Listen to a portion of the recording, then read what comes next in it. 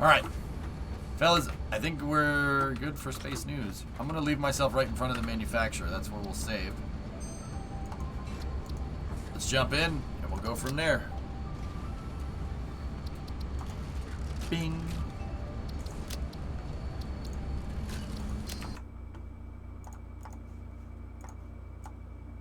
All right, I'm gonna take a quick break here. I'm gonna go heat up some food.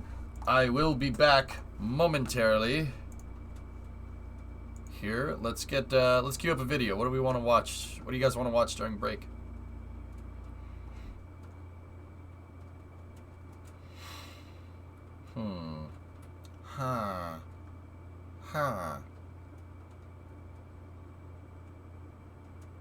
Parameter? You want Dr. Peter Parameter. Watch the transmission video. You need more spokes.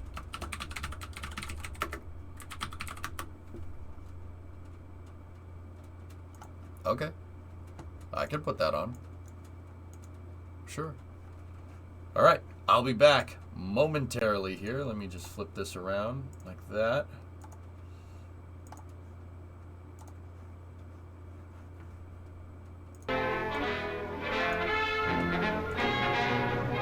Here we go.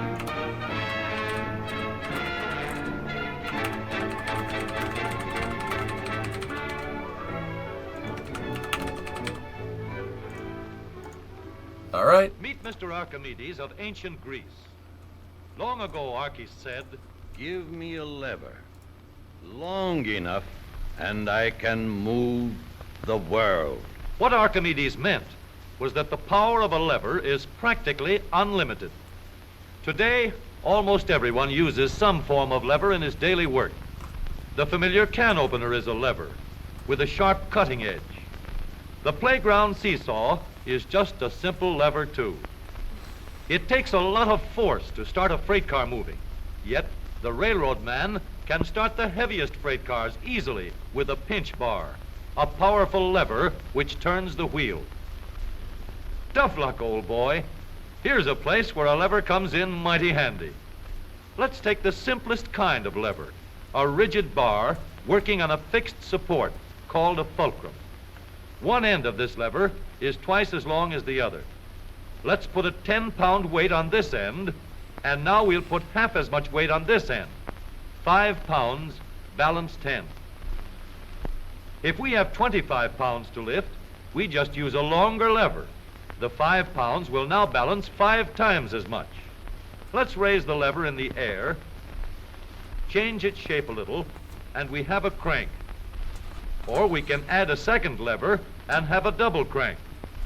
Now the short arm moves 1/4 the distance, but we get 4 times the force. If we want continuous motion, we need more arms.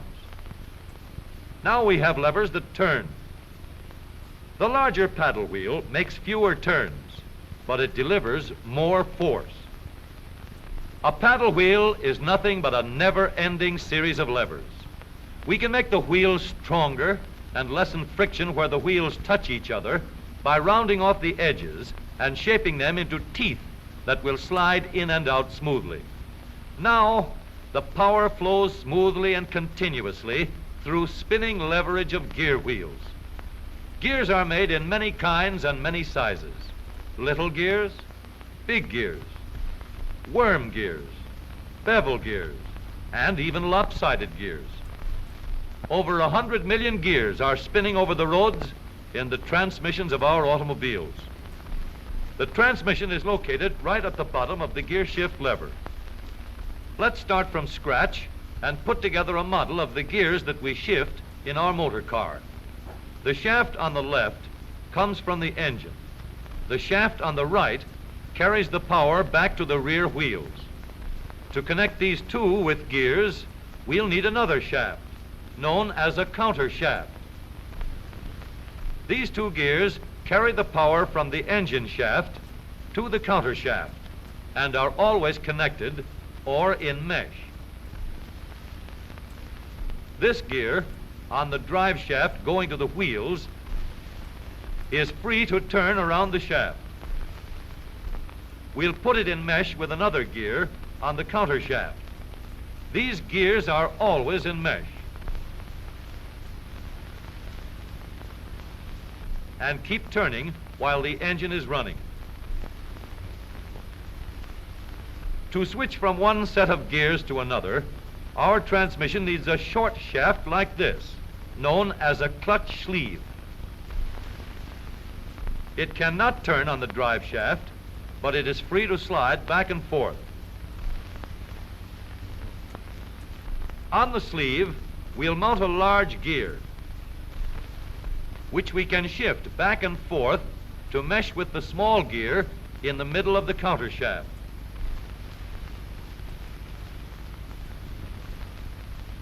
We are now in neutral.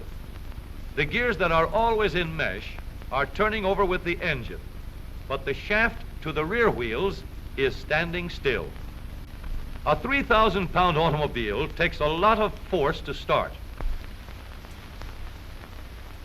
So in low speed, we get the greatest leverage by letting the smallest gear on the counter shaft turn the largest gear on the drive shaft. The engine on this model is running at a constant speed of 90 revolutions a minute. With low gears in mesh, the rear wheel is turning at 30 revolutions a minute, about a third the speed of the engine, but with 3 times the force. The power is going through these gears in the transmission.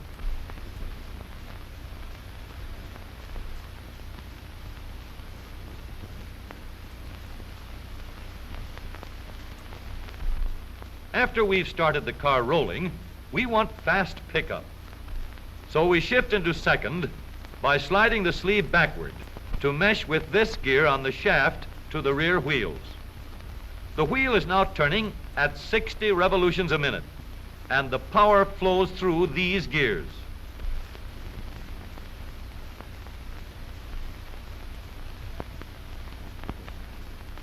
For higher speeds, we let the power go directly to the rear wheels.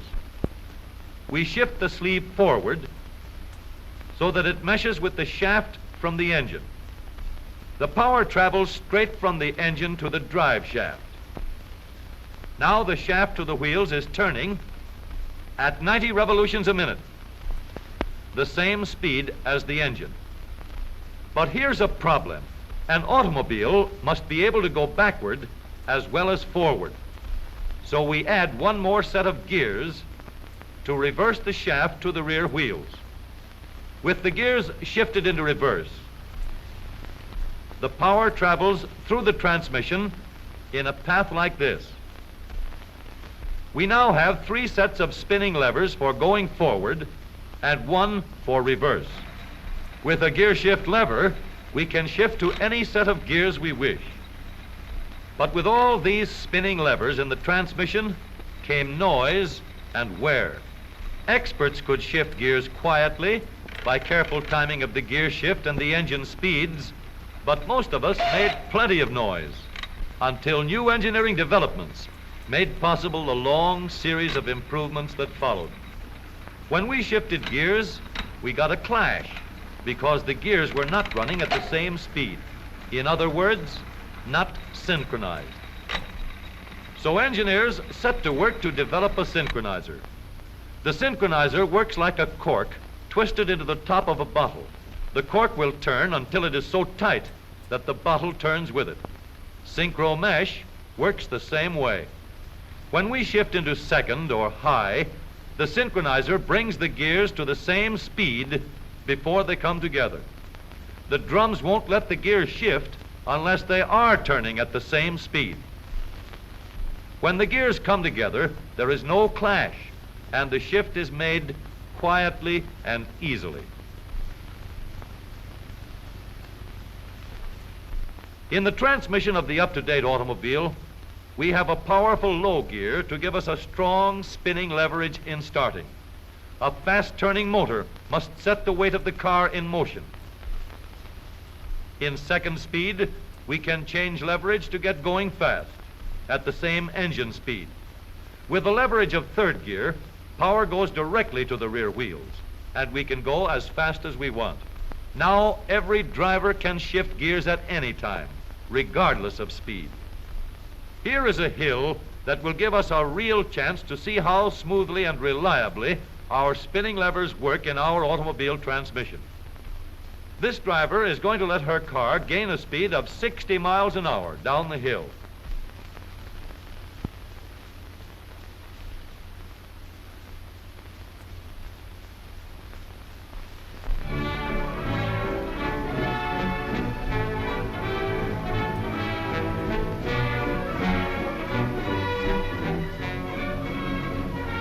Then she will shift into second speed and bring her car easily and safely under control before it reaches the bottom of the hill.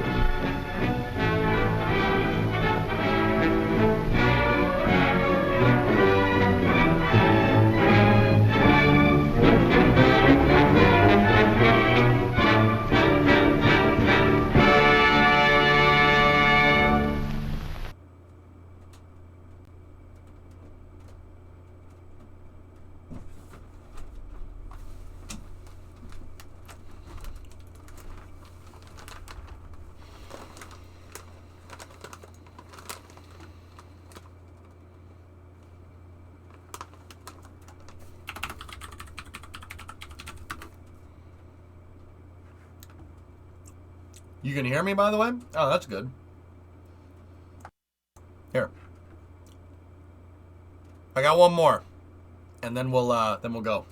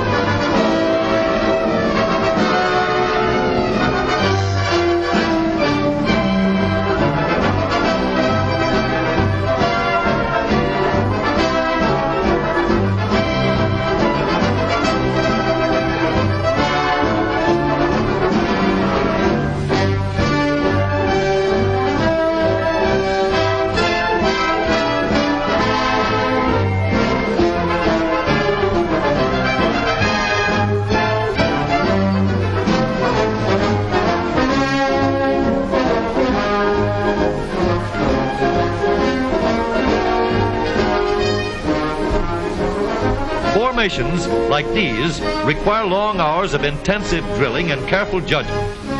When the troop goes around the corner, the riders on the outside of the turn have to adjust their speed to keep even with the riders on the inside. The man on the outside has to ride a lot farther and a lot faster in order to keep up with the parade. The outside wheels must spin faster than the wheels on the inside because they have a greater distance to travel in the same length of time. When a wagon turns a corner, the wheels can travel at different speeds because each one can turn freely on the axles. And in the early automobiles, the rear wheels turned separately and only one wheel was connected to the engine. But when only one wheel was driven by the engine, it had to do all the work, and it couldn't get a good enough grip on the road to do its job properly. So the one-wheel drive was soon out of date. But if two wheels are locked on an axle so that they are not free to turn separately, one or the other has to slide. So engineers had to find a way to connect both rear wheels to the engine without sliding and slipping on turns. The device which makes this possible is a part of the rear axle. It is called the differential, because it can drive the rear wheels at different speeds. The differential looks complicated, but once we understand its principle, it is amazingly simple. These two wheels are mounted on separate axles and supported by a frame so that they can revolve freely at different speeds. Let's fasten a spoke on the inner end of each axle so that by turning the spokes, we can turn each wheel separately. With a bar or crosspiece, we can turn both wheels in the same direction at the same rate of speed. Let's get something to hold this bar in place so that it will press against the spokes. Notice that this support is not locked to the axle. It turns freely. Now we can spin the wheels by rotating the support. This is fine as long as both wheels are able to turn at the same speed. But let's see what happens when we go around the corner. With this arrangement, we cannot drive one wheel faster than the other. And if we stop one wheel, the other wheel won't budge. Let's put this bar on a pivot so that it can swing in either direction.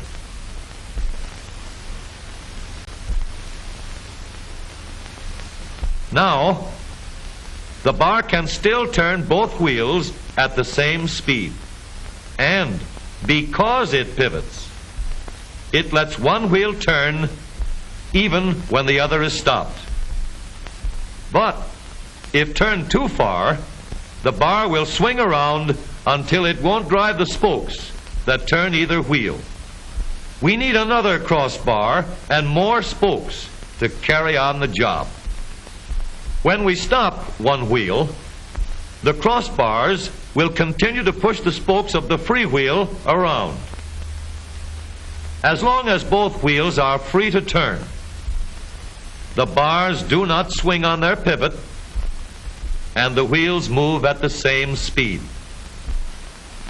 Now we have the working principles of a differential.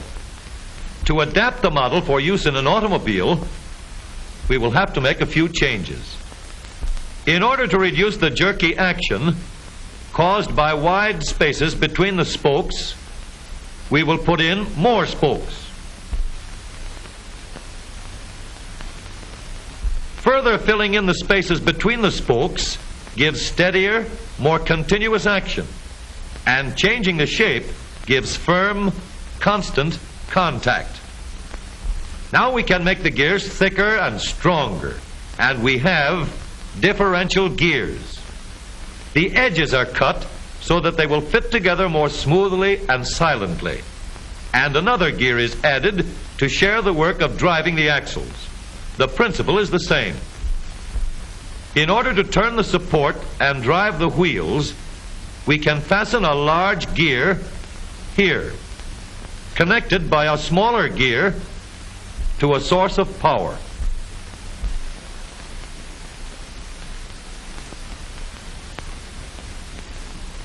Notice that the power is connected to the differential at the center line. We can make our model more compact by moving the gears closer together. When we put our differential in an automobile, we have to leave room for the drive shaft, which carries the power from the engine. We may build the floor of the car above the drive shaft. But if we do, we won't have much room inside unless we make the top of the car high too. Of course, we could lower the floor and ceiling, but the drive shaft would be higher than the floor. This would have disadvantages. A shaft in the middle of the floor of an automobile would be inconvenient for passengers and would be awkward for carrying luggage. Today, engineers have found a way to make the car roomier and closer to the road without a clumsy shaft above the floor. The drive shaft from the engine to the differential is lowered out of the way, and the drive shaft is connected to the rear axle at the bottom. The new low center drive makes the rear axle quieter, stronger, and more durable because it gives better, smoother contact between the gears. The automobile of today with the low center drive is stronger and more rugged.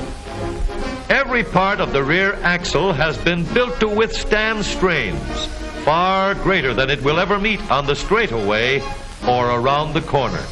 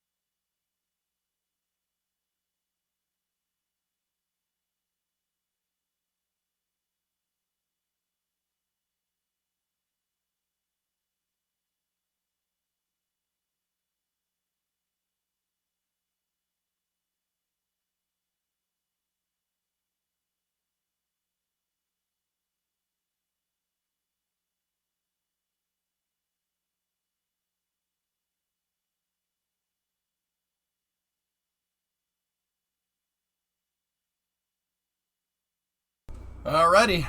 What do you think of those videos? Those are old Jam Handy pictures. They're in the public domain now, which is pretty cool. That's why we can show them, because they're really old. So, we have to add more spokes. Take a wheel and put it on the differential. No, seriously, this Jam Handy video is literally, that is the best.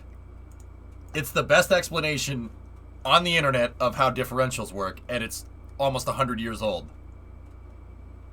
Yeah, videos from, well, it's 80 years old. It's from 1937. That was one hell of a Walter Cronkite impression. Yep. Yeah. Firm, constant contact. They have more. There's more videos like that. They have one on engines. They have one on suspension.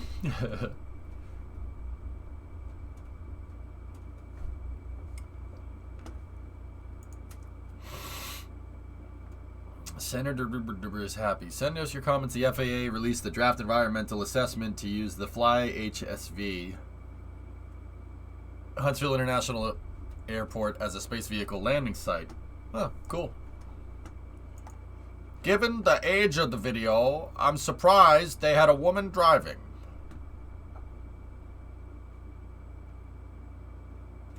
You're off by a couple of years with the suffragette movement. The 19th Amendment is... The ninth... You're a little late. You can't trick me. Diffs run on pure magic. It still kind of messes with my head a little bit, dude, how those things work.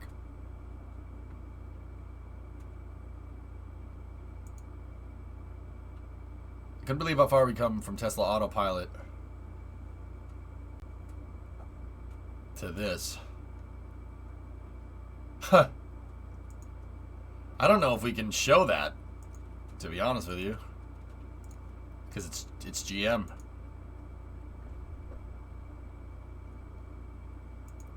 Will this affect Blorgen at all? Glenn? No, Glenn was a customer for New Shepard. It still sucks, but yeah. Hey, Obatine, what's up?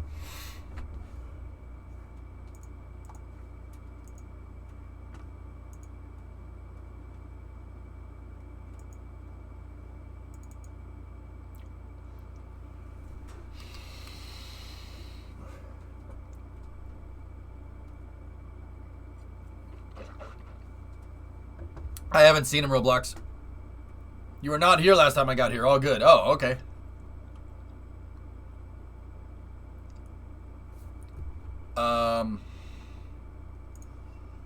Okay. Okay, let's take a look around here. Please last! I promise it's cool.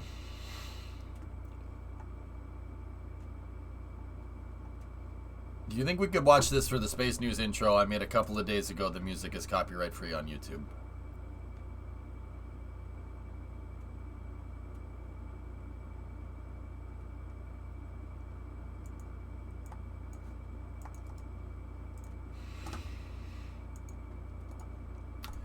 What do we got? Discovery, go at throttle up. Got that. Got that. Got that. Jake, what's up, man? Got that. Got that. Got that. Got that. Got that. Drop when it lands. Ready?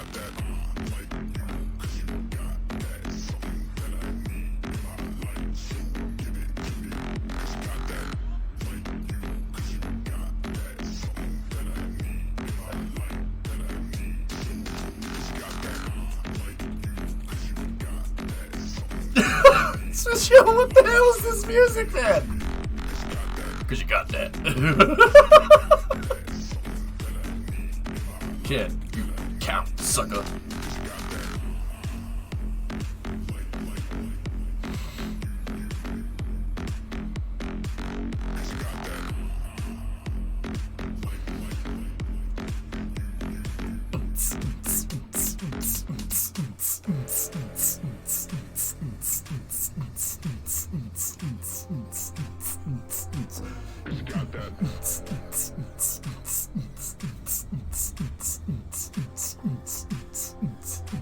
Cause you got that.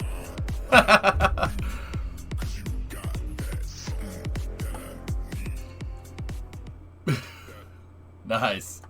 Well edited, man. Yeah, well edited. The music's a little bit on the distracting side, but hey, if that revs your engine, man, then that's good. Did you see the rods from that old Cleater's engine? I haven't, no. How destroyed from the radiation will the Tesla be right now?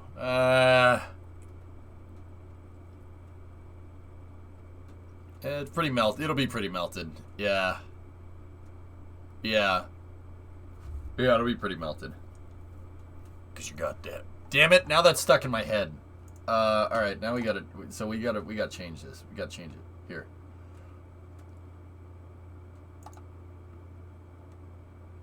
Here. Wait, I got an idea. I got an idea.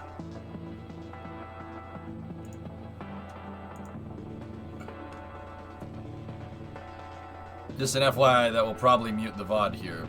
Yeah.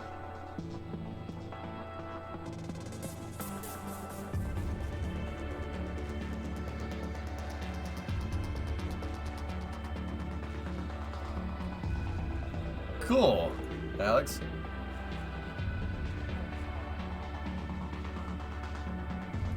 Jeez, that's neat.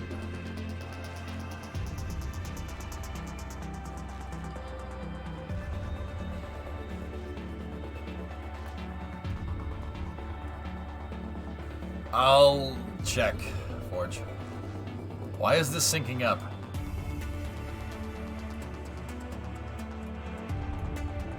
Why is this working? Hey, Monica.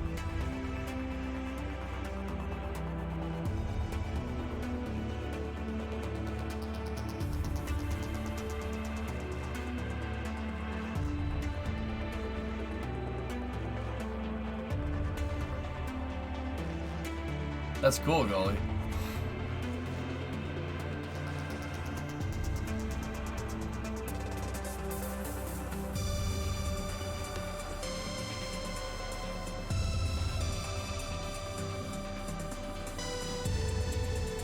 Because you got that.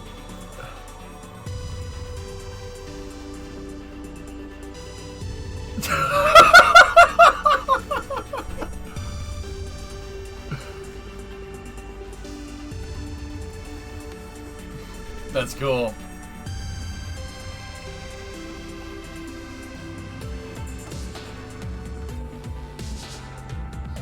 That's such a good song, man. I'm so happy that that's like VOD free and Test Shot is cool about it. That's so, because that song is so good.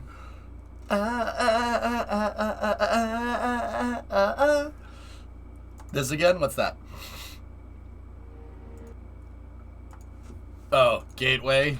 Yeah, this is awesome. We actually have a lot of Starship videos to actually catch up on for space news, but yeah, here, ready?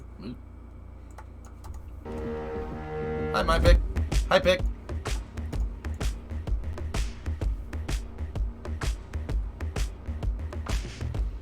Sad that Red Dragon could be a thing. Nah, we'll get Starship instead, so I'll take the trade.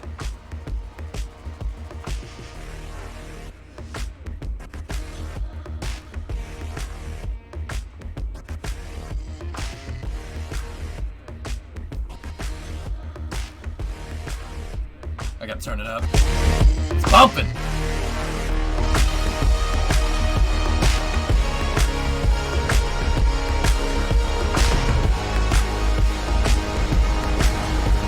Wait.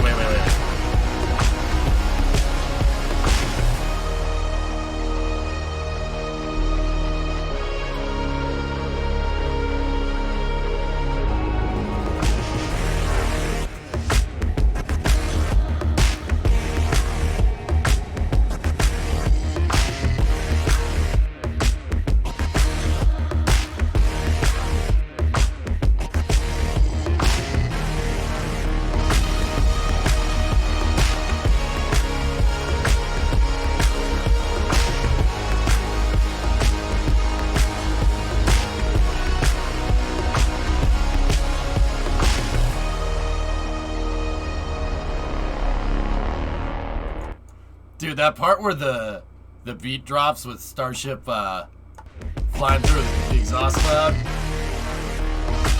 This.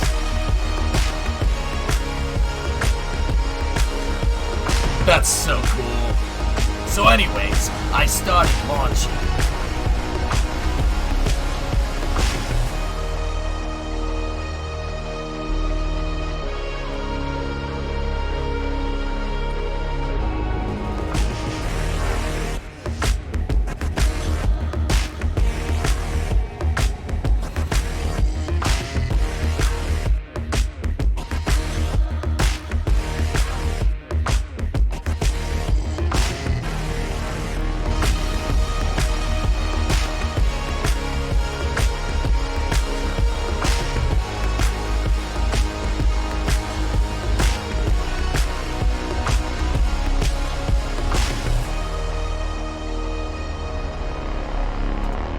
That exists. That's a thing that exists. We watched that thing. We watched that thing's engines turn on today. Man, I literally made that into your wallpaper. Yeah, dude, I don't blame you. Speaking of Starship, pretty much confirmed that the smooth nose cone design will first fly on SN23. Cool. Song name? It's just SpaceX internal here. And then there's always past missions. Past missions is sick. This is some great footage.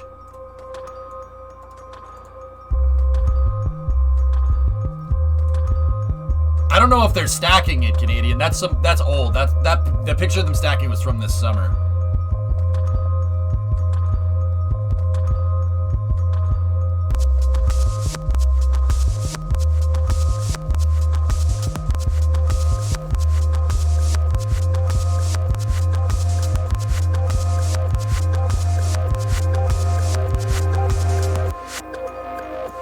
Headphone users.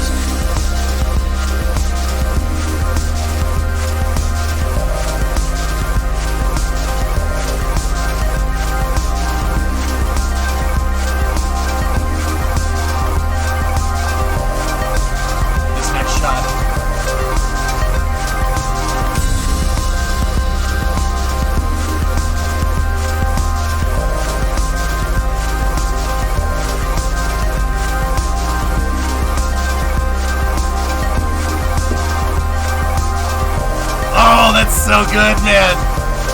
Oh, that's so cool. Oh, so, this shot of it landing though. Just boom.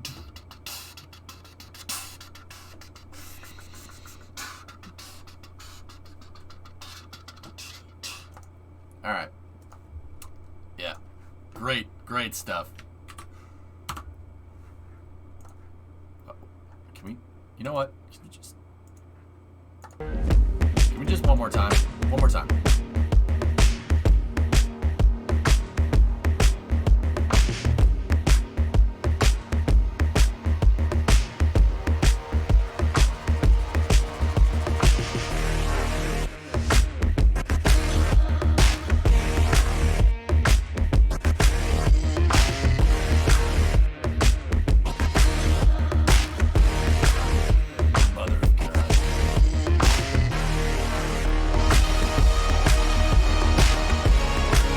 I think it's a custom mix. I think this is a SpaceX house mix, dude.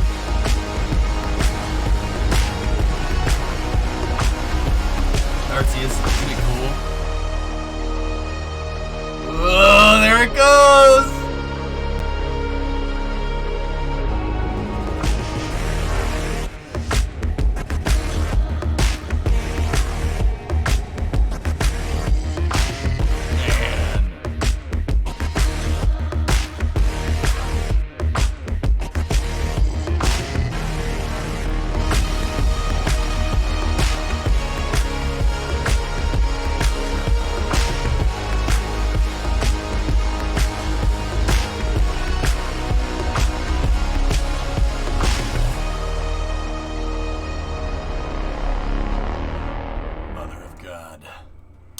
God, is that cool or what?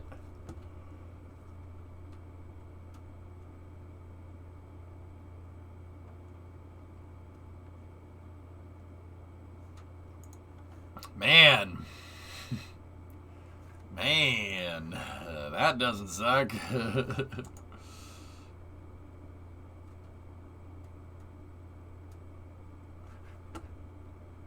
What's that, my pick? No do that. Cargo Road.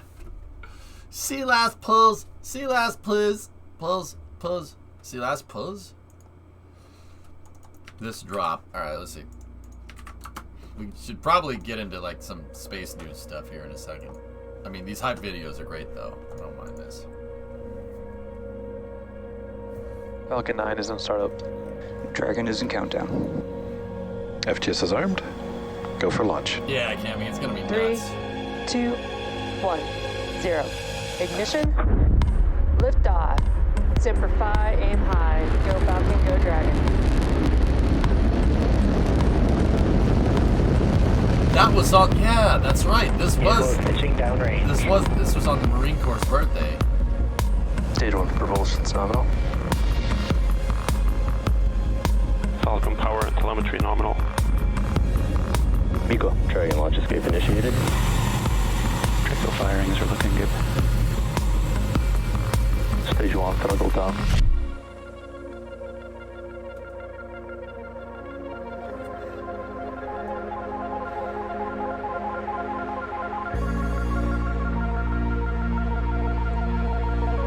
It's literally the only shot we'll ever get of the claw ICD 10 separation. meters per second, horizontal.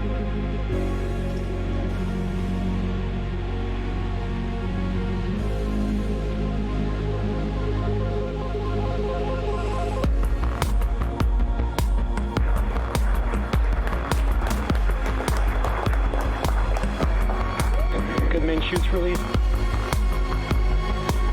Velocity decreasing.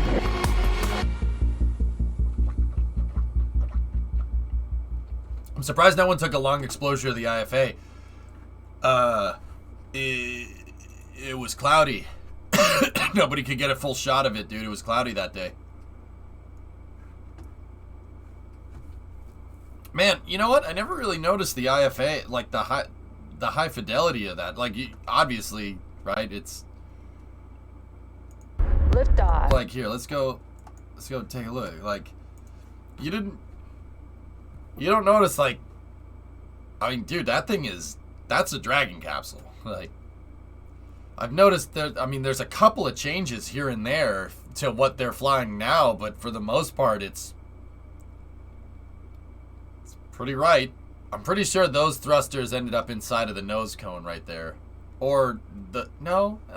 No, those are something else. I don't know.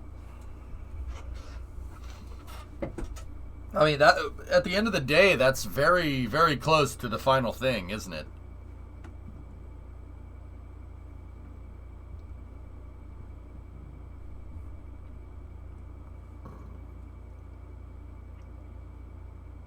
That was going to be the DM2 capsule. Those are sensors of some kind. What happened to this capsule? I don't... Insider. Yeah, I don't use Business Insider, sorry. What's the serial number for this dragon? Well, actually, let's look it up. Let's look it up. Dragon capsule. Let's take a look. Capsule C205. Yep, there's their pressure vessel. That's on a Dragon 1, though. That's an old capsule.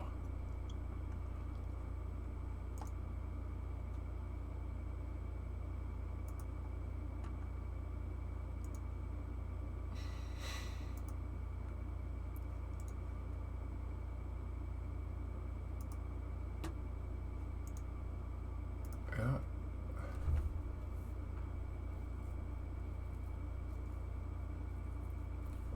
Man, they really got... They got every single one of those dragons back. They got every single one of them. Except for CRS-7.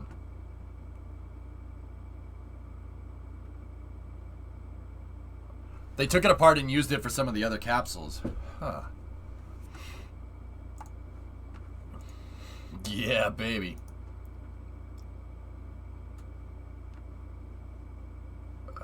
Let's see. Do they have a similar diagram here? Let's see. So 201 is the Dragonfly prototype, and it was used for the pad abort test in tethered hover flights. I remember that one. The 202 was the qualification article, pressure vessel qualification module used for structural testing.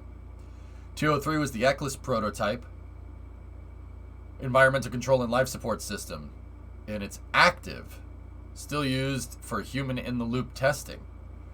C204, oh, that's the one that popped. That was the Demo 1 capsule. That's a shame. Yeah, Boxy, yeah, it's crazy. And then 205 was the in-flight abort test.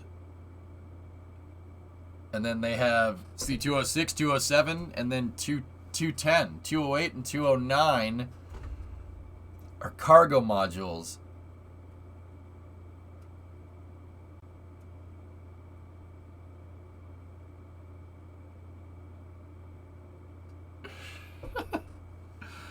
How did we get here? 203 is the Dragon Trainer in Hawthorne, yeah. How did we get here? We have a fleet of capsules.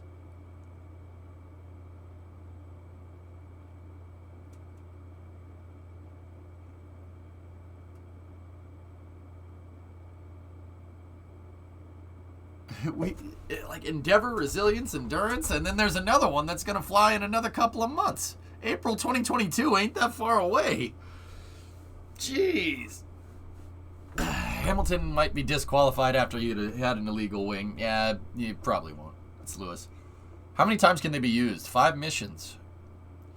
And three of these have flown to space 2 times. Endeavor just came back. What the frick?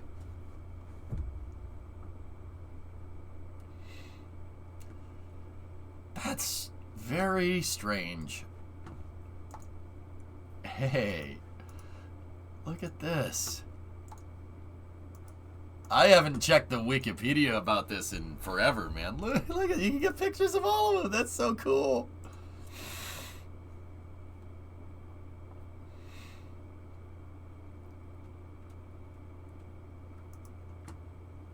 Man.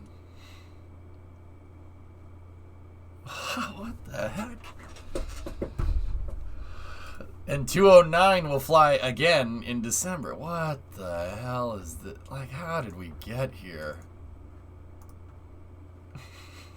Like, it kind of sucks that they're capsules, right? But, dude, you know, like, when you look at all of it, like, there's 1, 2, 3, 4, 5, 6. There's 5 of them.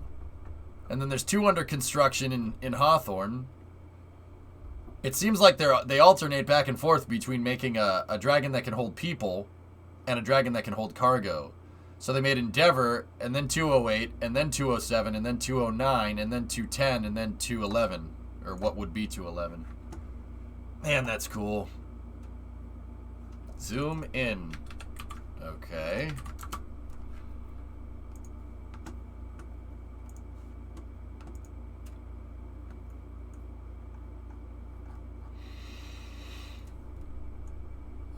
Fueling. This is, fueling area. First one flew in 2015. In 5 years, we could be looking at the same situation as Starship. Yeah, it's possible. That's the in-flight abort capsule. Crazy, dude. Enhance.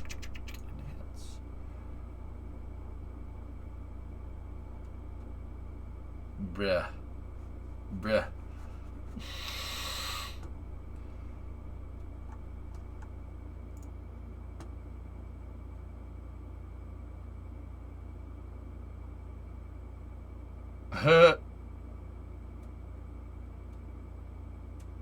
That's cool. Keeping it long can be frustrated and fun. You know what else I want to look at while we're here? F9B5. Where's the table for this thing? List of Falcon 9 Block 5 first stage boosters.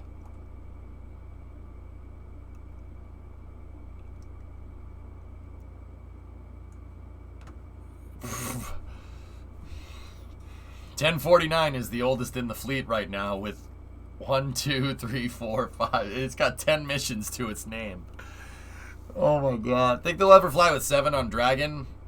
I don't know. Are they making any more airlock adapters to add to the ISS so we can send more up at once? I don't think so. I don't think NASA has any plans to make another IDA.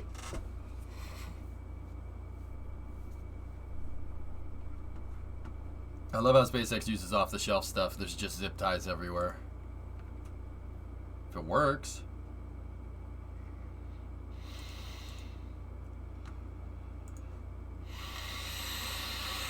Oh, the Axiom station, I suppose, yeah.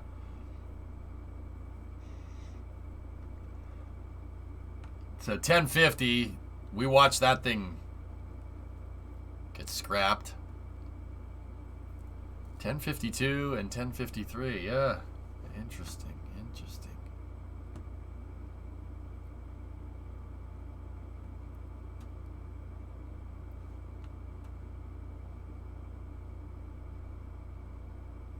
I don't know. Of course, can we add a module like the Russians did, or buy a spot on theirs to put an adapter?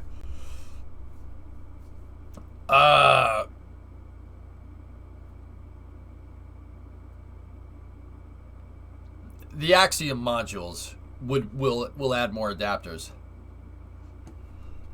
1052 and 1053 are becoming normal Falcon 9s the last time we checked. They put a 1058 is the commercial crew one. It's got the NASA logo on it. Oh man. Look at some of these numbers, dude.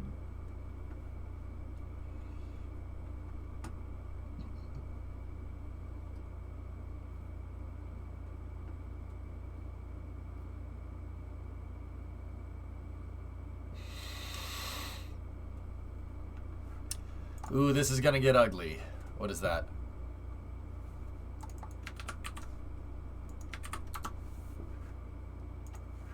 Drama post-qualification on Lewis Hamilton 44 car. Scrutineers noticed the opening when the DRS is activated is more than 85 millimeter.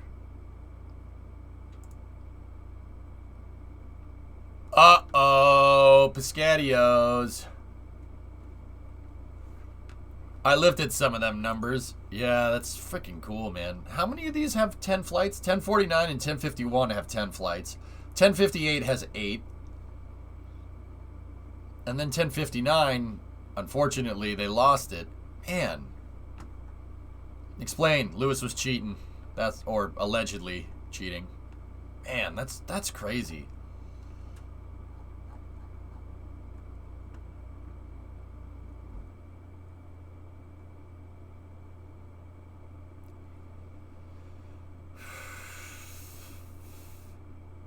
How did we get here, dude? That's...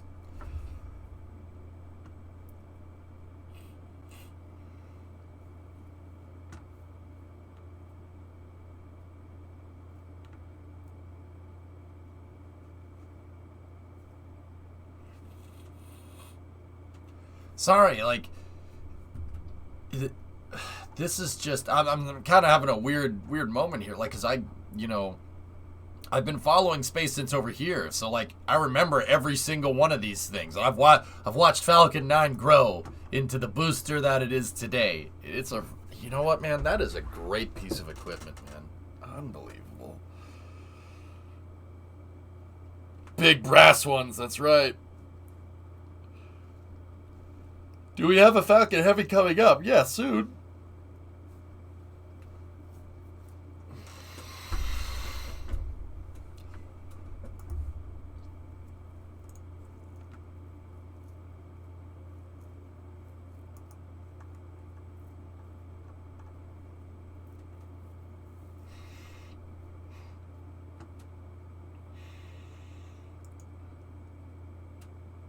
Remember when they expended all those Block 4 boosters? Everyone was like, no, the Block 4s. Man.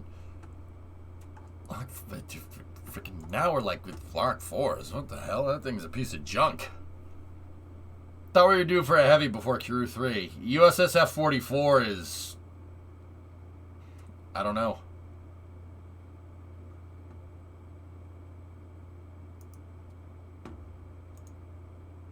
American astronauts or American rockets on American soil. Yeah, not something you'd hear morons say, huh?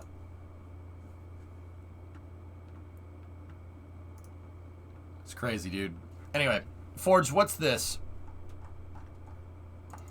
Speaking of that, what do we got?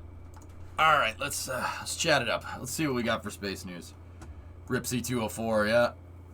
And even the early Block 5s are being replaced. Yeah, it's crazy. All right.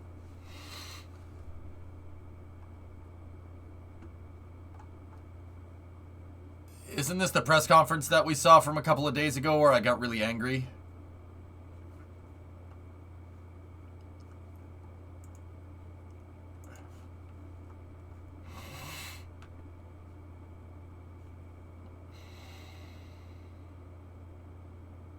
I think we're supposed to change the plate out soon and get it ready. Yeah, Goalie, I got you. This update does not affect later on. Also need lunar spacesuits. Will be worn on the ISS first and then on the lunar surface. We'll make one or more awards next year with demo missions as early as 2024. Okay.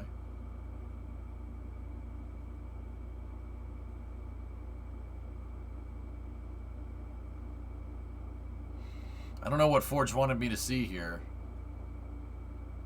This is the press conference from the other day that I got really, really annoyed with. But NASA is a great place to work, and the proof is in the pudding. But that's not a figure of speech. The workers voted the pudding as the best dessert. Go at throttle up. Because I need to make sure that I get my pudding every day on time. Devil Dog. 7-month reset. Really been enjoying sharing the launches. Right on. Right on. Do you remember Apollo 8? Apollo 8 gave us pudding. And you remember the pudding is in proof on the pudding pad with the pudding pops.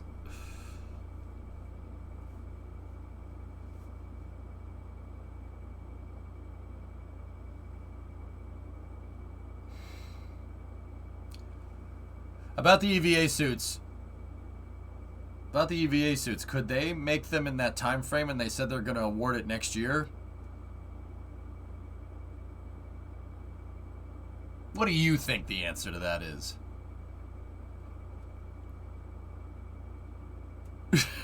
Night. Jesus. Please don't start that in here. I mean, the current spacesuit contract has been going since 2018. So do the math. Unless Bill somehow is planning on drastically increasing NASA's funding, I don't know what makes you think they're gonna get that done on time. Like,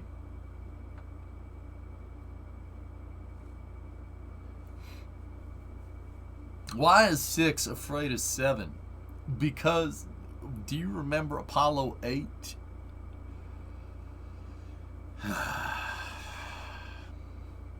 Just privatize the pudding. Don't do that. No, I mean, once again, these aren't bad ideas. It's just changing it this far into the program is probably going to delay things a little bit or a lot.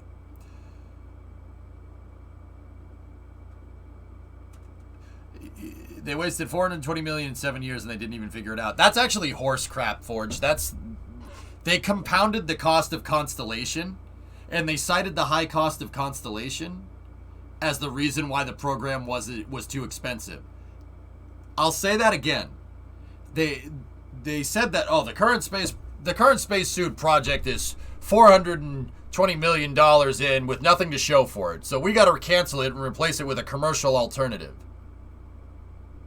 And the reason why they said it was too expensive is because, most of that funding was during Constellation. And after that, we've spent the last 5 years basically keeping the program on life support. And then cited poor performance as the reason why the program needs to be redone.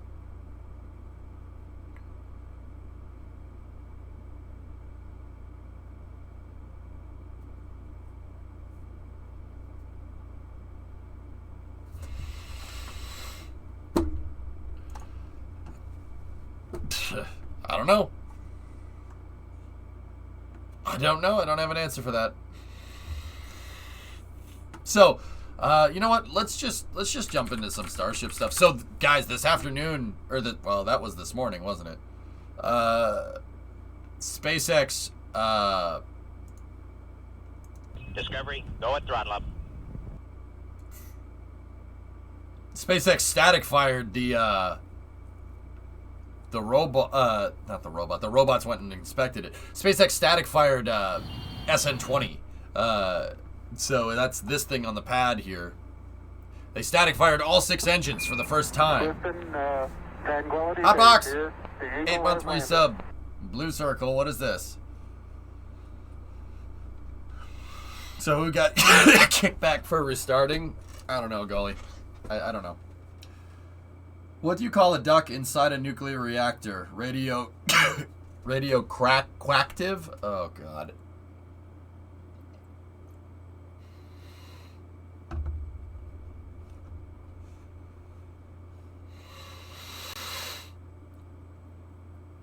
Yeah, hellfish. Alright, let's see. Look at... This is getting out of hand. Now there are 2 of them. We should not have made this bugger.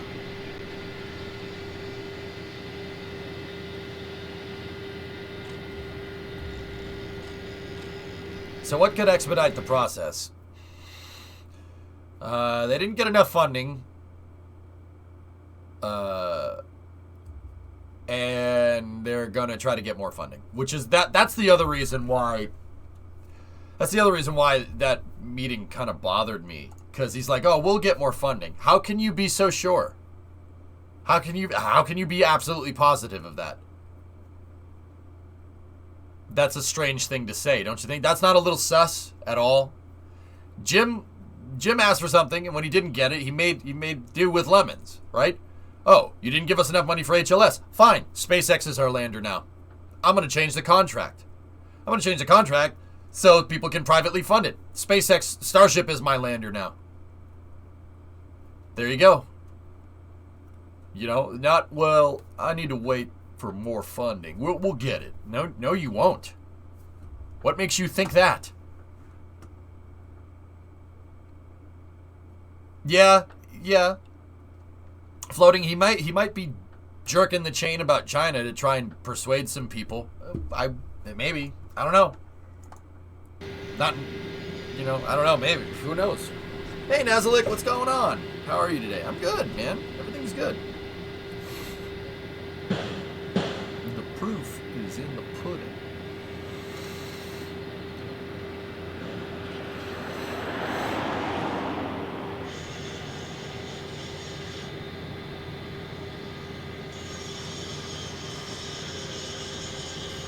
Rice?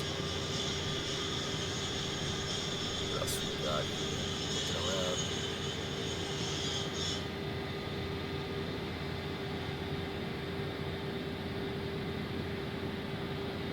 Barrel segments. Just SN15 and 16 just chilling. Booster 5 over there on the left. No, they only wanted 2 landers when NASA only picked 1. Yeah. Like I said, I think NASA picking 1 lander was a way to get everybody's attention. I need to pick 2 landers. It's going to cost $3 billion. Here's $750 million.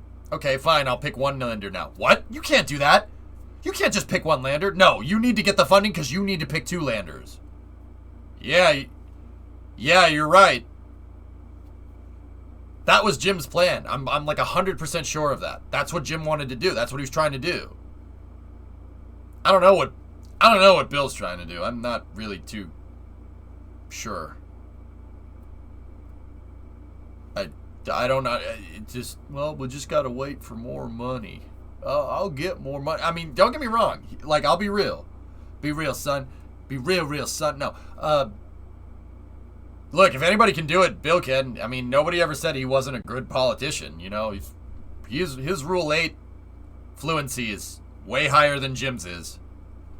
But, man, do I tell you, sometimes he's just not really the best at press interviews.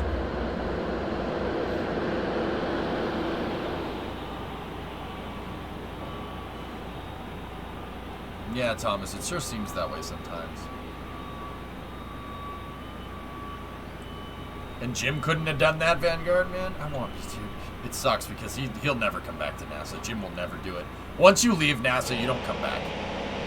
It's very rare that happens. Hey, look at that thing.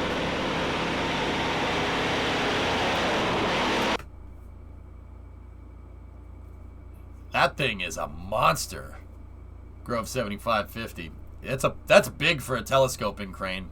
Don't get me wrong. There are bigger, but damn, dude.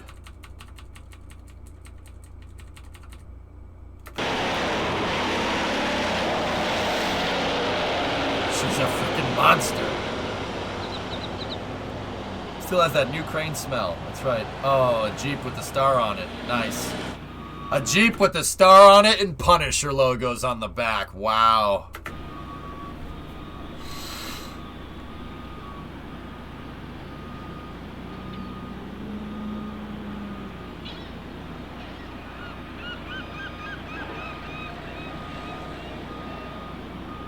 I don't know, Vanguard. Do we know what Jim's doing now? Oh, he's all over the place, man. His skill set is in very high demand. He's on the board of a couple of satellite companies and defense investors too.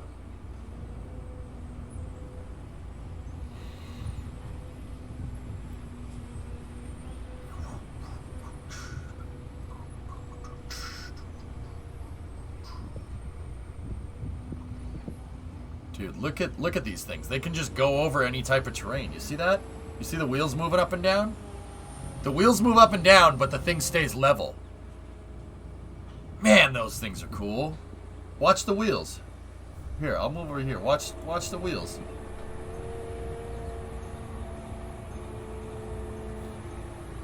Oh, that's neat. Mechano Caterpillar. True.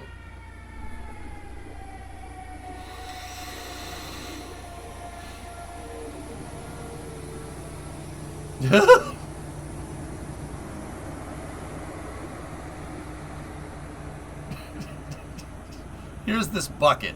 Drive it. Okay.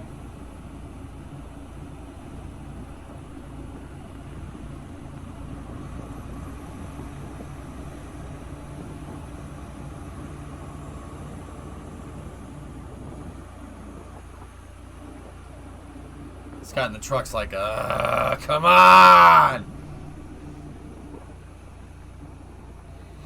Nice truck, though.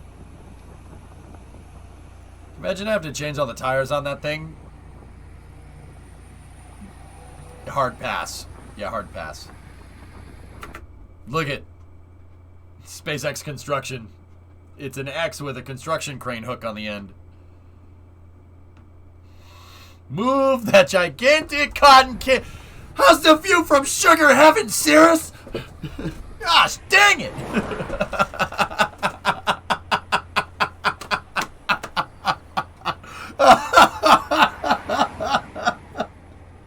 Oh my god, that's funny, dude. God dang it, how's the view from sugar heaven?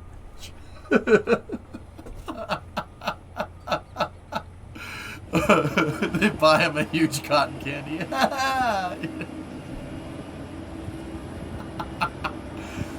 Man, is that funny. Hey, buddy, want to get rid of that now? Hey, shut your pie hole, buddy. Not sure why I removed that gigantic cotton candy. He beats him up with the freaking cotton candy. Oh my god. Yeah, see, they're X's. They belong to SpaceX. You can tell because of the way it is. That gigantic cotton candy. No username. No, look at little baby crane. His little baby. His little baby crane. Can it come back to Stormworks in the future? Yeah, maybe.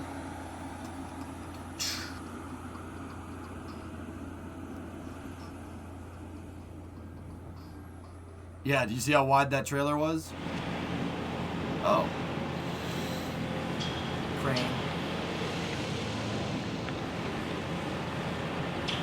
The wheels are bigger than the truck. That's right. Man, this high bay is going to be pretty big.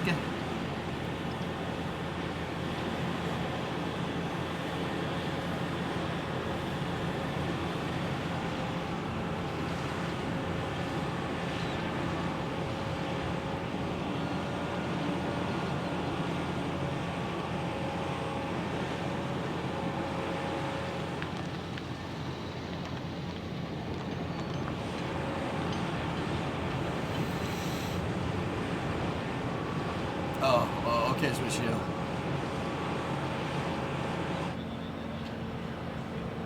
Yeah, attaching a boom there. Why do I have a feeling that this guy with the work shirt on, like not the t-shirt, right, and hard hat, is the guy that comes over and says, "Wow, look at that. That's a big crane there, buddy. Would you look at that? So what do you guys do here? Well, would you look at that?" You know those people? You know what I'm talking about? Wow, would you look at that thing? I tell you, that's a big crane. Yeah, see, look. Wow, look at that. Did you see that? Look at that thing. I tell you, they're just installing all these pieces here. All right, I'm leaving. Sorry. You know what I'm talking about? Like when if anybody's ever worked on a construction crew, there's always the one guy, "Hey, what are y'all up to here?" "I'm working, leave me alone." "All right, get out of here. Beat it. Leave me alone." Company people that are trying to be interested. "Wow, look at what you're doing here. So, what are you doing here?" He had a clipboard too. Nah, that guy's, yeah, he had a clipboard. He probably works there. He probably works for SpaceX, telling them what they need to do first or something. I don't know. And all these guys are like, "All right, man. How do you do, fellow lunch pail slobs?" "Yeah, right. I wanna kiss you all over." That's a small little jib that they're at right there.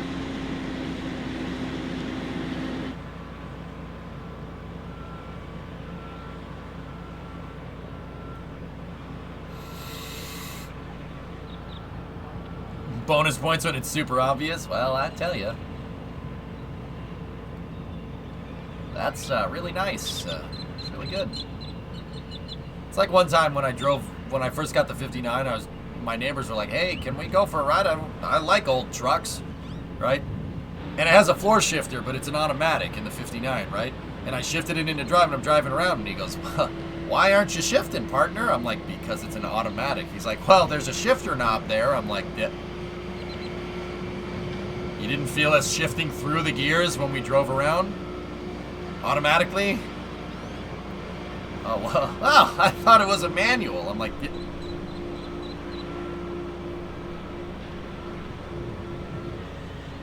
Okay. You got a nice old Chevy there, EJ. I'm like,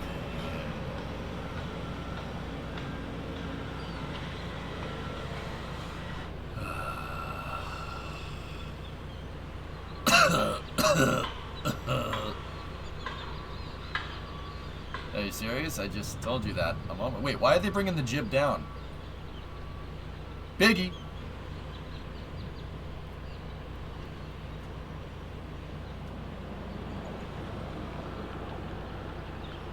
You know what's messed up? That last part's actually a true story.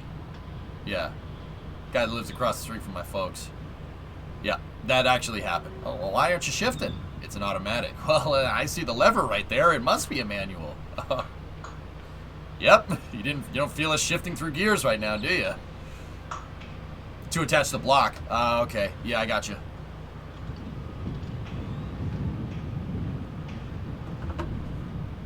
Now, that guy's alright. He's just a doctor. He doesn't know anything about cars. Cut of the jib isn't good enough. Yep. To be fair, I would have thought the same. Yeah, nah. Primo, those guys are alright. They're cool. Cranes make cranes. It's like gamers helping gamers, guys. Cranes helping cranes. I tell you, Cleater might be a bleachers guy. EJ's a crane guy. I love cranes. I celebrate the entire catalog. For my money, it doesn't get better when when they go to use a smaller crane to make a big lattice crane. I celebrate all types of cranes, the entire catalog.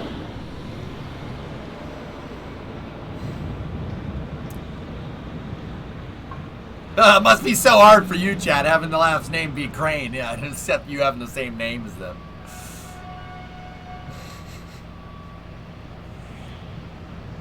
What's your, let me tell you, what's your favorite type of crane?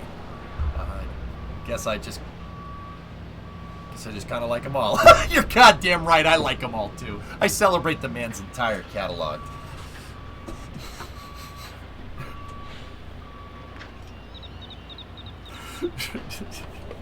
What would you say you do here? Look, I carry the clipboard around so the crane operators don't have to.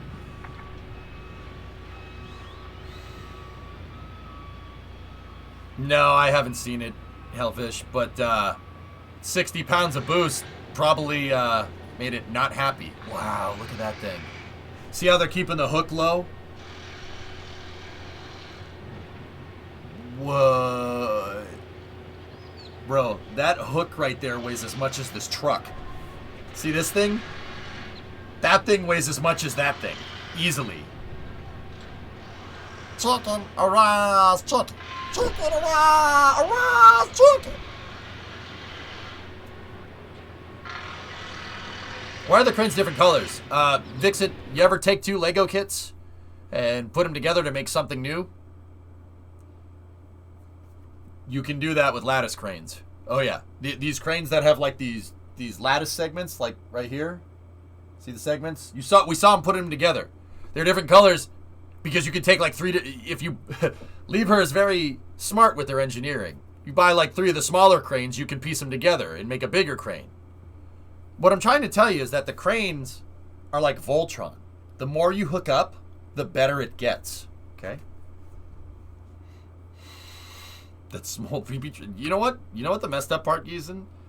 That's This is not a brodozer. That's just how that truck comes. Though that's a Super Duty, man. It's an F-350.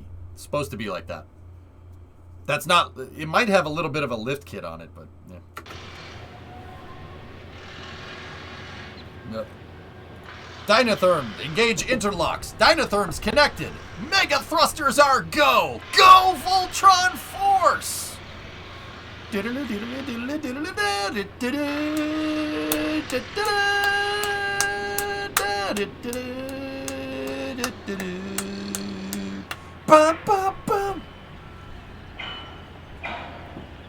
My grandpa once carried around a 2x4 for a whole day on a bet that he could get away with doing nothing a whole workday, and his buddy was following him around to make sure he didn't cheat. So he had two people just walking around carrying a 2x4 doing nothing and nobody questioned it. That's awesome, Laser Man. Dun,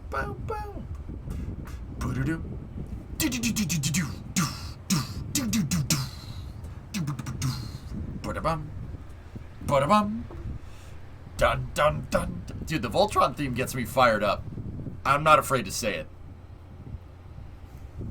Voltron, defender of the universe.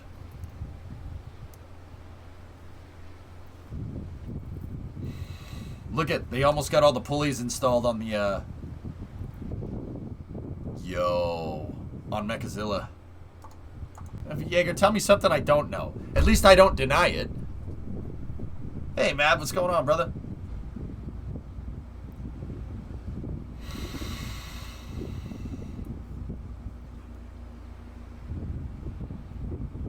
It's like Catch-22. You ever read that book, Catch-22? If you say that you're crazy, you're obviously smart enough to realize that you're crazy, and that self-realization means you're not crazy. If you're just crazy and you think that that's normal behavior, then you're crazy. But the fact that you think that you're actually crazy means you're acknowledging the fact that you're doing something abnormal, and that makes you normal. Boom. Yep. Catch-22 is a good book, by the way.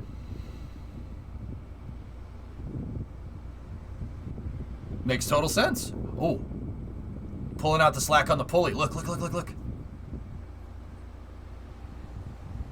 Yeah, that book's a little weird. A little weird. See, chat, this world's full of crazy. You just gotta embrace the crazy. Just a little bit, though. Don't never go full crazy, okay? Don't go full crazy. Just embrace a little bit of the crazy. See, I can sit here and act weird and eccentric all day and just... And it's funny, you know? It's fine. Totally normal behavior from EJ, right? See, I got you all fooled. Major, major, major.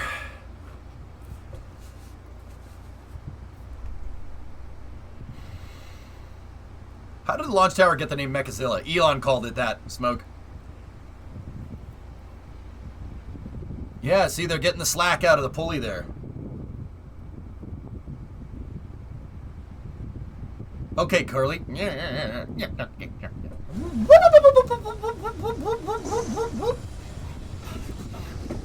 Just a glitch in the programming.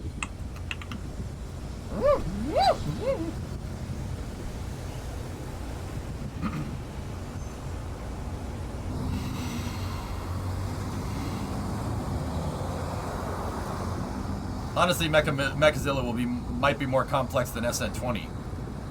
Balxy, I'll say it once, I'll say it again. The launch pads are always more complicated than the vehicles that they launch. Well, Convoy, I'm a victim of circumstance. Pepper. You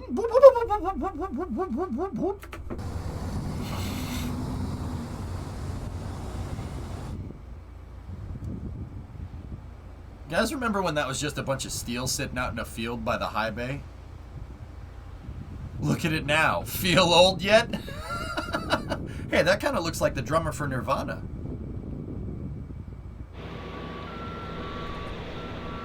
They grow up so fast.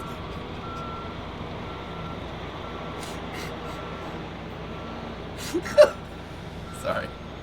Just forget that whole part happened, okay? Did you eat a lot of paint chips as a kid? Why?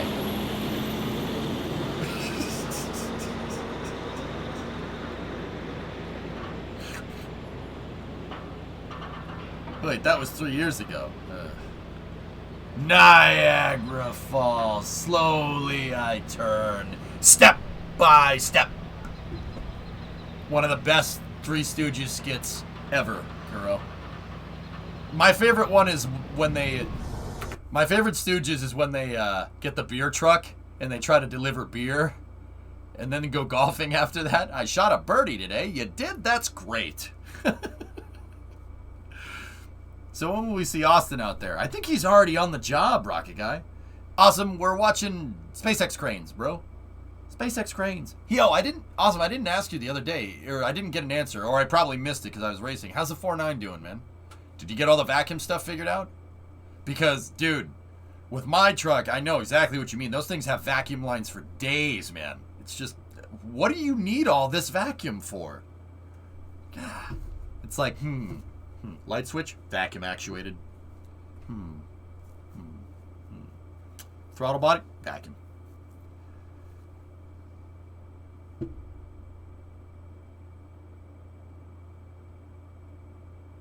Is that Chad Channing you're on about? He's a great drummer. Yeah, right, yeah. Vacuum wipers? Yep. My goals are beyond your understanding. You have no power here. Bruh.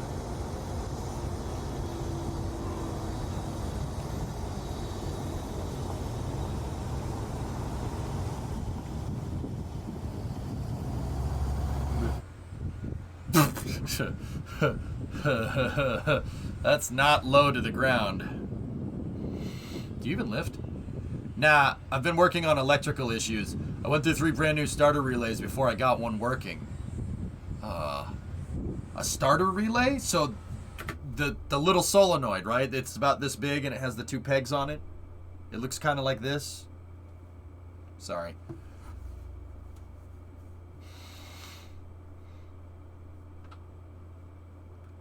Yeah, those things are poo-poo. I might have an extra one around, Awesome. I forget if I grabbed another one, dude. I went all through, I've been like through pick and pulls all over this country. Los Angeles, Detroit, here. Yeah, I'll go find one. I think there's a good one in a truck that's not far from here if you want me to go grab it. I'm dead serious, dude. I'll grab it for you. Dude, there's a mint F-250. There's a mint F-250 that's sitting in the junkyard. Well, it's not really mint. It's a little rusty. But it has a lot of cool stuff on it. I was thinking about taking the PTO off of that thing. Taking the PTO pulleys off and just putting it on mine because, I don't know. I have a truck that, why not make it a hydraulic capable? Why not? I don't know. Brockway, Ogdenville, and North Haverbrook.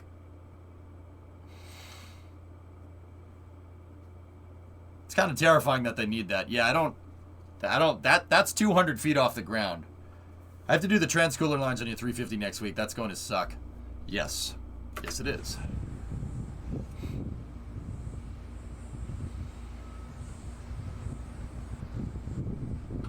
I haven't been able to work on the truck, dude, because out of like the last 2 weeks, I'd say out of the last 14 days, probably about 11 or 12 of them, it's been just raining because of that damn nor'easter and stuff. It's pouring outside right now. I went and looked outside. I'm like, oh, okay. You know, at least it isn't the white stuff, but also, Jesus. Oh, awesome. The other thing is, bro, I got the hookups. I got the hookups.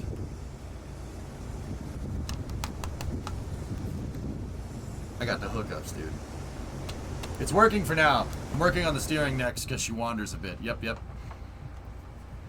Oh, the white stuff is coming. Shut up, Gaw. Shut up, Gaw. No, it's not. If I just pretend that snow doesn't exist, it's fine, okay? It's 2021. You can believe whatever you want, okay? I can believe whatever I want to, and it's totally okay. I believe that Snow is classist. I don't know what that means. Yeah, Dama, there you go. Put my overtime.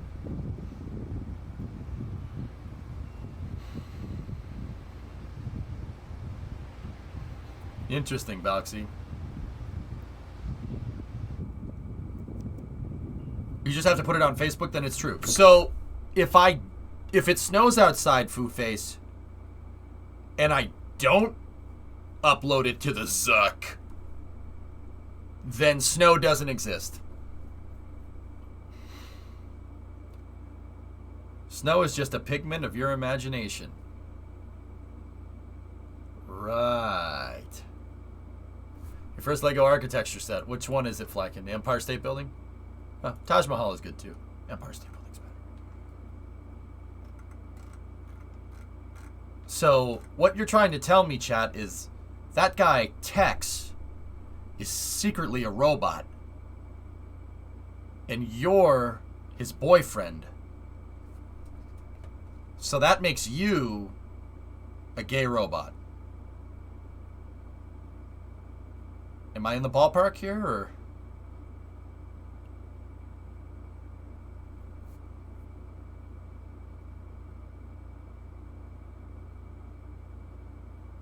Oh, you're robosexual. Okay. All right. That's fair. Hey, I don't judge. It's all good. Cirrus, I don't think anybody got the reference. Why buy the cow when you can get the milk for free? Hey, Rookie, did you just call my girlfriend a cow? Artemis 1 will have Spoopy as its grav indicator. That's cool, man.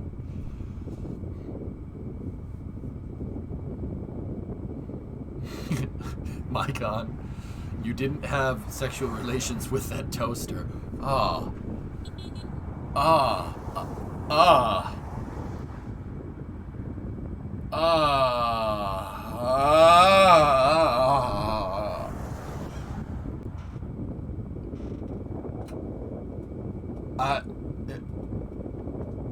SN20, hey. Oh. So, all right. Professional mode for a second. SN20 had a static fire this morning, and they fired all 6 Raptors on it. It was the first time you had total main engine start on all engines on a Starship. It was a pretty big deal. SpaceX did a pre-burner test, and then they quickly recycled within 20 minutes, and then fired again. Now, Rocket Guy, I know that when you're doing rapid prototyping like that, you can generally turn around the rocket pretty quick. But, man, I tell you, being able to cycle that thing, like pre-burners on, pre-burners off, cycle it, repressurize the tanks, and then just go and have the thing perform fine is pretty damn impressive. Now, the cool thing about it is that most of the tiles on this thing actually stayed on. I think they lost like maybe 10 tiles, which is pretty damn good considering they're firing like there's no flame deflector or flame trench on this. It's just literally on the ground. Well, not on the ground, but I switched you. I don't know. Okay. Yeah, I agree, Cirrus. Yep. It's pretty insane, man. They really didn't lose many tiles, which is, like I said, that's pretty freaking impressive.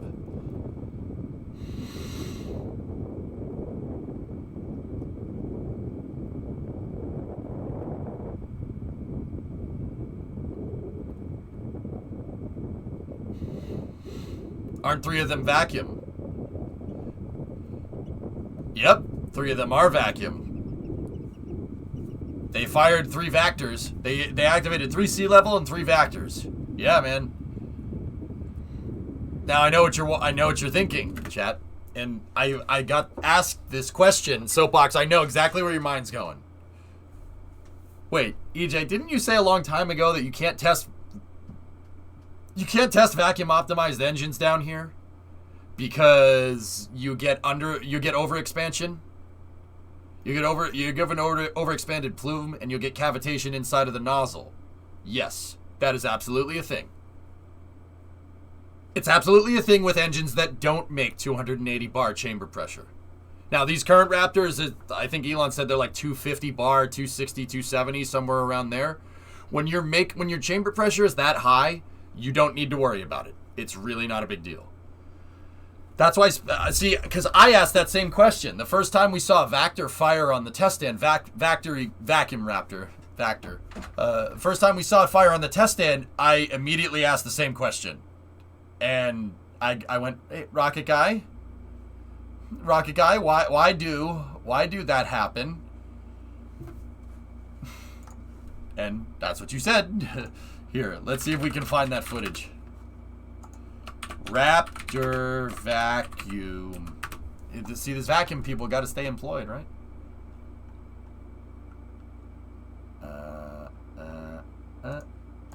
All right, here. Take a look. Fellas, this might be a little bit on the loud side. So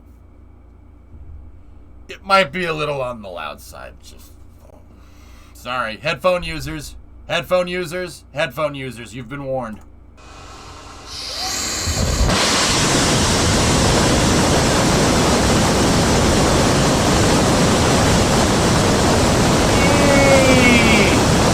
That's nice. No, shut up. I just want to see this. Dude, I'll tell you, that's somebody else. That's somebody's YouTube videos from space. Cool. I gotta find SpaceX's just actual footage. I hated how it populates it like somewhere else. Like it doesn't pop up in the search function. Scott's video does. If you type in Vacuum Raptor, I know we can watch Scott's stuff. That's fine.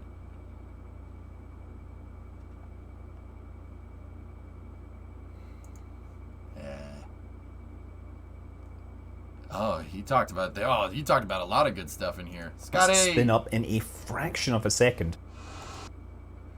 That single RS-25 like Mach Diamond due to overexpansion. Oh, it's so. This is. Can we just watch this in slow motion? In the native tongue, he's known as Dragonborn Fusrota!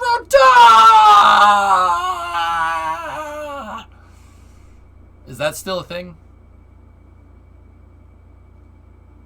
Source for the vac firing. Yeah, see, I knew it was a Twitter's video.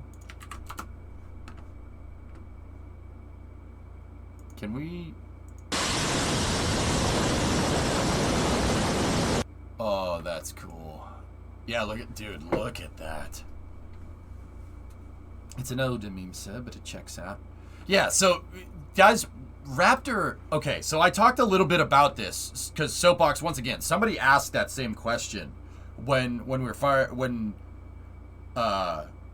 watched the static fire. How do they fire vacuum engines down here? Long story short, Raptor makes a very, very, very, very big explosion, very powerful explosion in its combustion chamber. Now, why? How does that separate itself from other rocket engines? Well, guys, with rocket science, you're pretty much limited by how much fuel and oxidizer you can deliver. It's pretty straightforward stuff. If you can deliver more oxidizer and fuel faster, you can make more power, right? Now that right there therein lies why Raptor is so ridiculously good and why they can fire vacuum engines down here no problem. It's because they have high chamber pressure, because they can deliver more fuel and more oxidizer. Now why? Why can they deliver more fuel and more oxidizer? Raptor's power packs, the turbo pumps, which are attached to a power head because it's a staged combustion cycle, so with pre-burners and stuff. If none of that made any sense to you, don't worry about it. Basically, they have two jet engines. This is very, very basic. Very basic. Just bear with me. Rockets need to pump fuel so ridiculously fast They don't have like an electric motor or anything. They pump fuel so ridiculously fast that they have a jet engine strapped to the side. Yes, a jet engine. But that jet engine is not designed to create thrust. It's a jet engine that's blowing on a fan, right? And that fan is connected to a pump. It's connected to a fluid impeller. Turbo pump. That's the only way you can spin that impeller fast enough to be able to deliver the fuel. Now, don't get me wrong. There are rocket engines that have electric motors. They have electronic fuel delivery. Electron, hence the name, with its Rutherford engine. Electrical things. Just electrical things, right? That's a pretty good example. Now, believe it or not, even Rocket Lab with their Electron rocket, those electric motors cannot spin fast enough to be able to fire a vacuum engine down here. No way. SpaceX's turbo pumps, back on the Vacuum Raptor, SpaceX's pumps use a hydrostatic bearing. So the jet engines, you can call them turbo pumps. The turbo pumps use a hydrostatic bearing design. What does that mean? That means that they suspend the spinning assembly of the turbo pump, so it's got a turbine wheel and the fluid impeller. That is suspended in liquid. Now, why? What do you mean? They're using hydraulics as the bearing, the hydrostatic bearing. So hydrostatic meaning it's a hydraulic bearing, and the fluids don't move. The shaft spins inside of the fluid, right? So instead of like a ball bearing, right? This is a hydrostatic bearing. Having hydrostatic bearings on Raptor allow the engines to spin a lot faster because there's really no friction. There's no friction, and the turbo pumps can spin insanely high. They're like way faster than anything else. Right there, because those pumps can spin faster, they can deliver more fuel, they can get a higher chamber pressure, and then you get this. Vacuum engines being tested down here on the ground with their nozzle extension. And it really isn't an issue.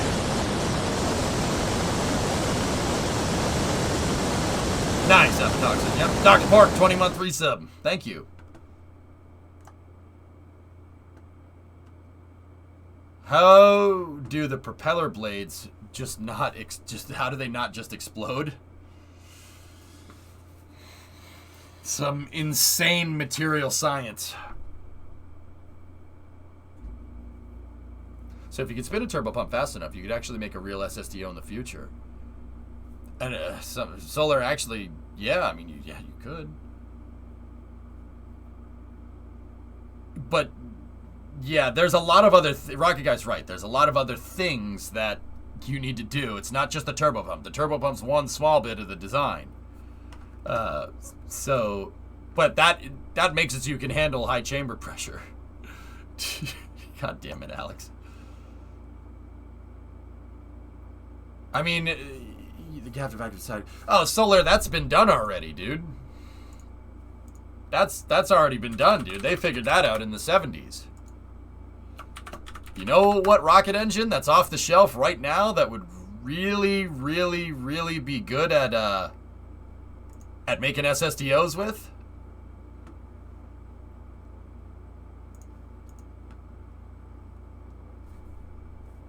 That would be really good. That would be a really good application. That's a hybrid nozzle.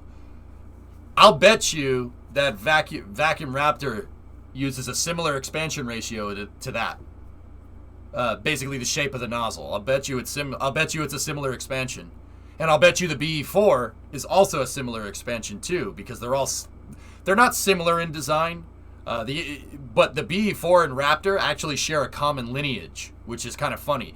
The Air Force and NASA had a hydrostatic bearing turbo pump demo in the early 2000s called Integrated Powerhead. Integrated Powerhead was the first thing. It was a NASA design. And Blue Origin and SpaceX, both for their main propulsion, for Raptor propulsion and for BE4 propulsion, are borrowing from the Integrated Powerhead demo, which is hilarious. The BE4 and the Raptor are conjoined at the hip, which is hilarious to me. But the Starship Static Fire, oh, it did, Builder, and it was glorious. All 6 engines, man. 3 vacuum Raptors and 3 sea level Raptors. It was nuts. Absolutely insane.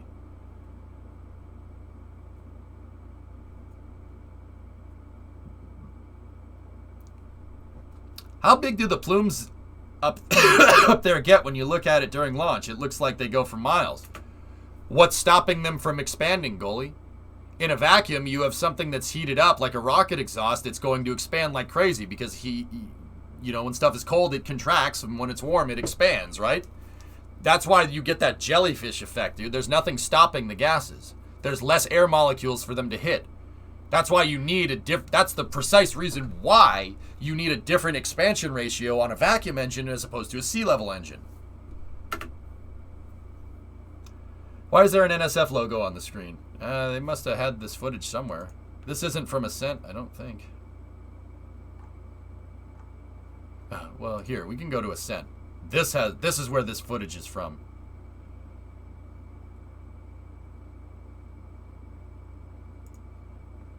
Hello, babe.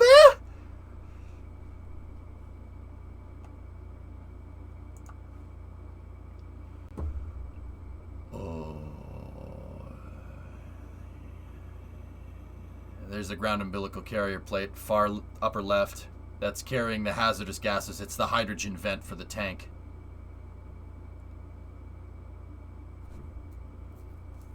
It was probably old L2 footage. Yeah, that's my guess. Oh, man.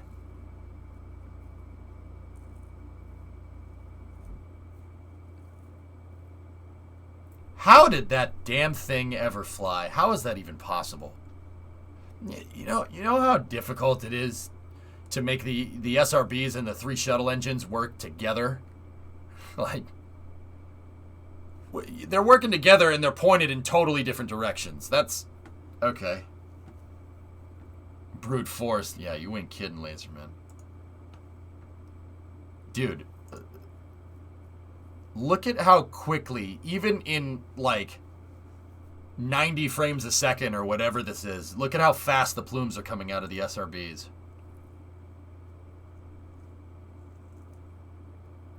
You think those things are powerful?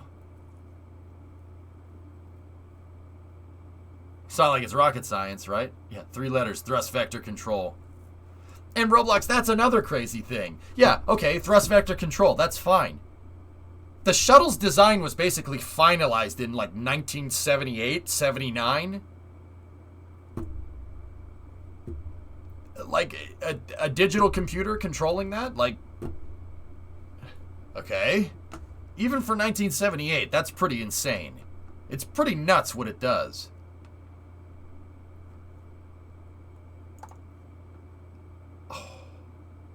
I wish this thing was still flying, man. I got a little nostalgic last night, guys, just on a side note. I got a little nostalgic because we watched the Dragon dock, and I'm like, you know what? I don't remember what shuttle dockings were like. I gotta go watch one. The shuttle was a little more 20th century when it docks, but it does the same thing. Dragon literally copies its rendezvous profile, which is... Yeah, good laddie, look at this thing. Gases are leaving at around 2,300 meters a second from the nozzle.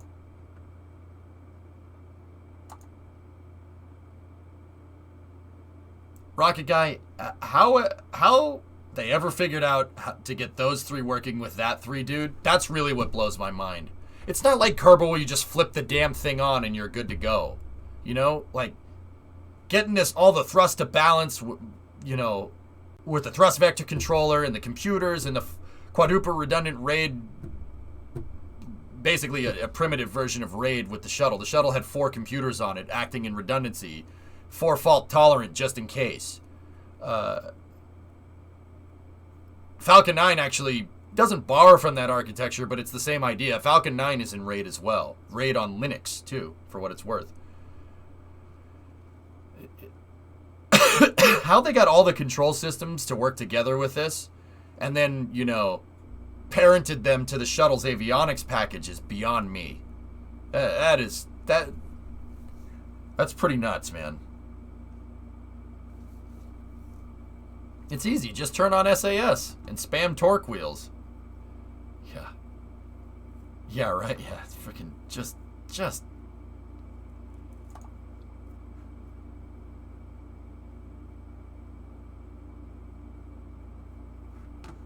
Last link. Sorry. Holy crud, what's that? Wow, that is a chunker of a picture, Thomas. Jeez.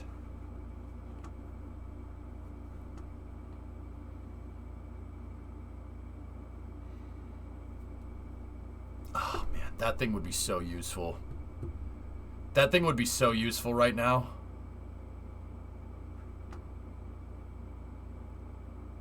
It's just a shame, dude.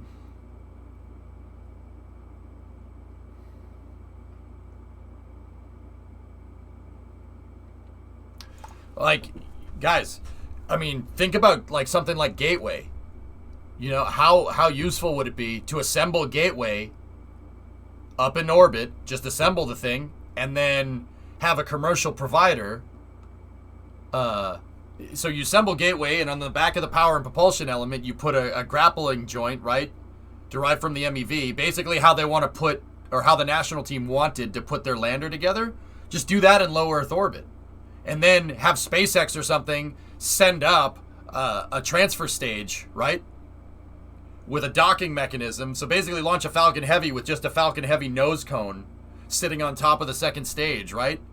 I mean, there'd be a lot of aero qualifications there, first and foremost, but send that thing up, right? Like it would end up looking like Gemini MOL.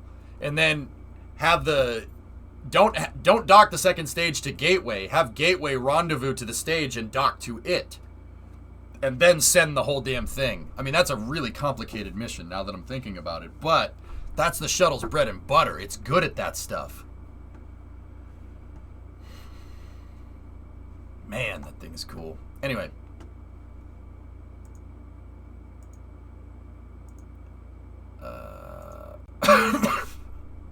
Excuse me.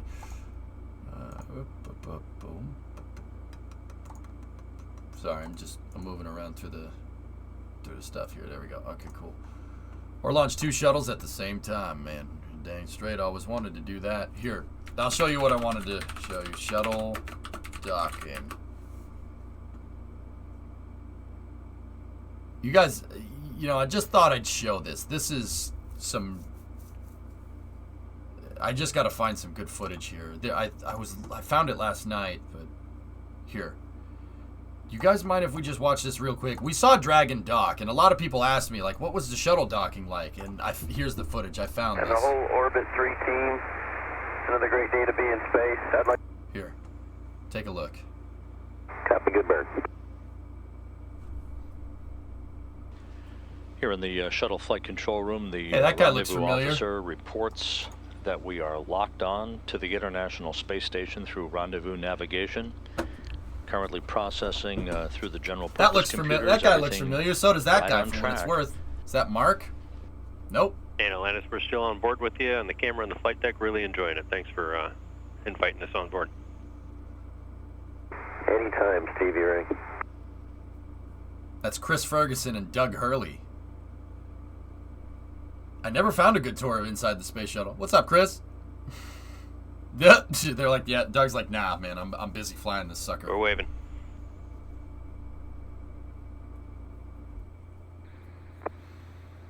It looks antique compared to Dragon, Rex is going to try to show you where we're headed here. Yeah, I wanted to show you guys this because we watched Dragon yesterday. I actually wanted to do this for Space News, but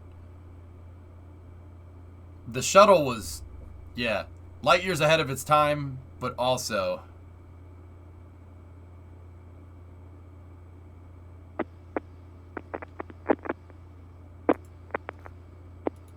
you'll see, Flaggett. I can show you guys inside of the shuttle if you want. Hey, thanks, Rex. That was neat. Felt like we were being right there. Certainly brought back memories. This is from SDS-135. It's about as crisp a footage as you're going to get. You are go for TI. Go for TI. Great news. Thanks.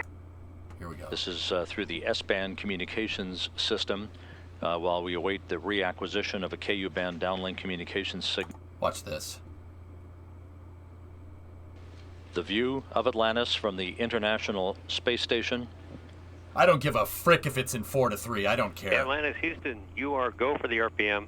Go Rendezvous, to proceed inside pitch 600 maneuver. All right, so, guys, little word on scale right here. You see that little tin can sitting in the shuttle's payload bay?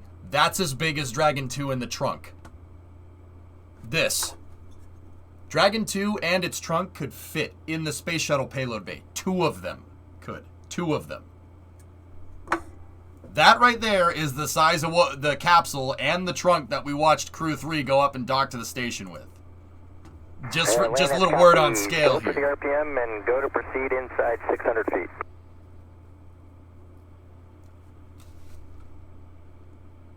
I saw it, Forge. Yeah, you see his rear wings doing something weird. Atlantis on the big loop, initiating RPM in 3, 2, 1, mark. Watch this. So the shuttle would perform after STS-107. Every time the shuttle came near the ISS, right at waypoint 1, which you guys all know what that means now from yesterday. At waypoint 1, they would do an RPM, a rendezvous pitch maneuver. They would basically, the shuttle would show its belly to the space station, and the astronauts and cosmonauts on the space station would take pictures of the tiles and the thermal protection system for a pretty good reason. Make sure there's no holes in it. Copies.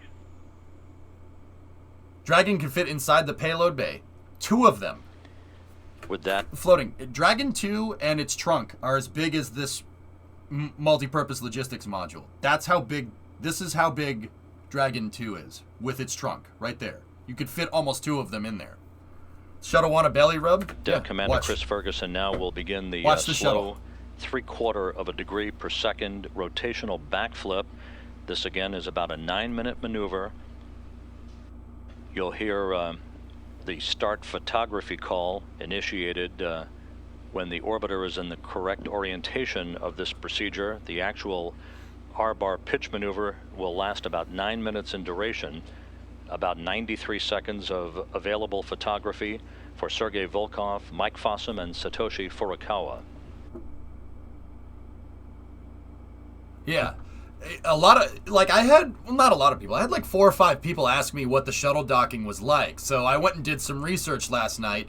And I, not research. I literally went into YouTube and said shuttle docking footage. Did some research. Yeah, I went on YouTube and found this. This is footage from STS-135. So this was 10 years ago. The final R-bar pitch maneuver in shuttle program history. This was so sad. I watched this. I watched this mission. So sad.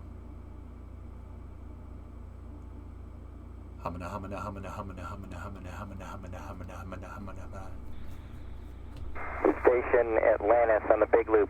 Start photos.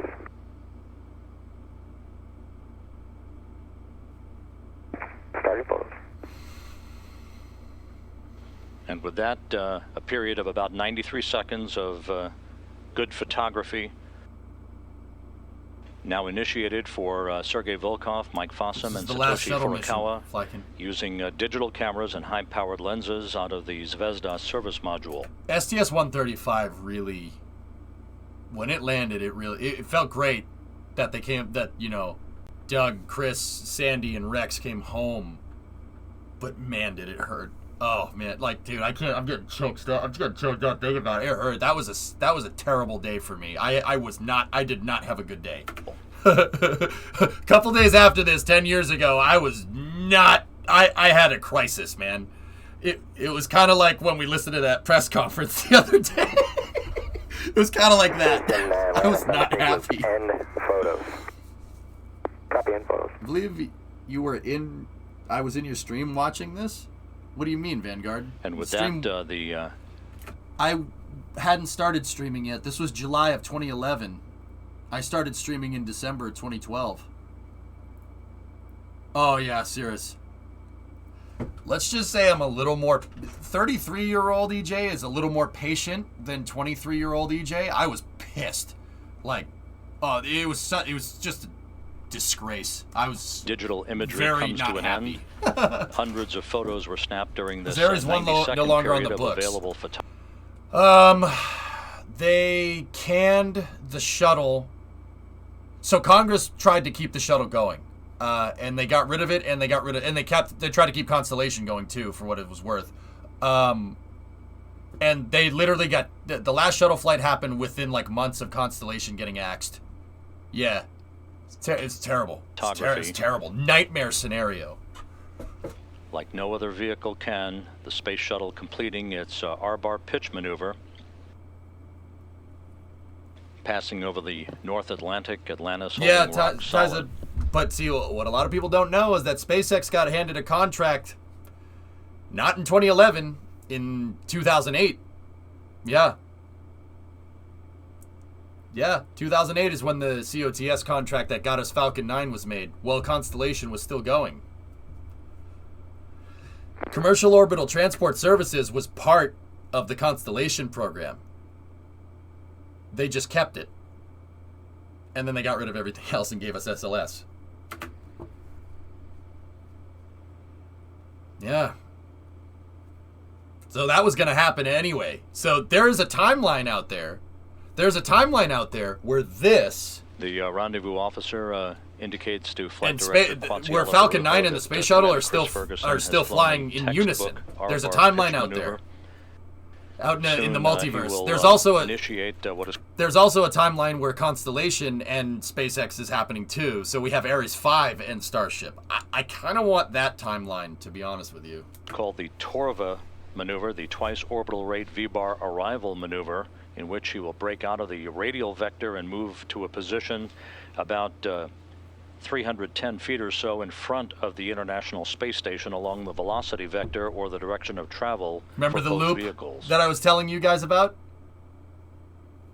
The loop maneuver that I was telling you with Dragon? That's where they got the idea from that thing. There's also a timeline where you're funny. Ah.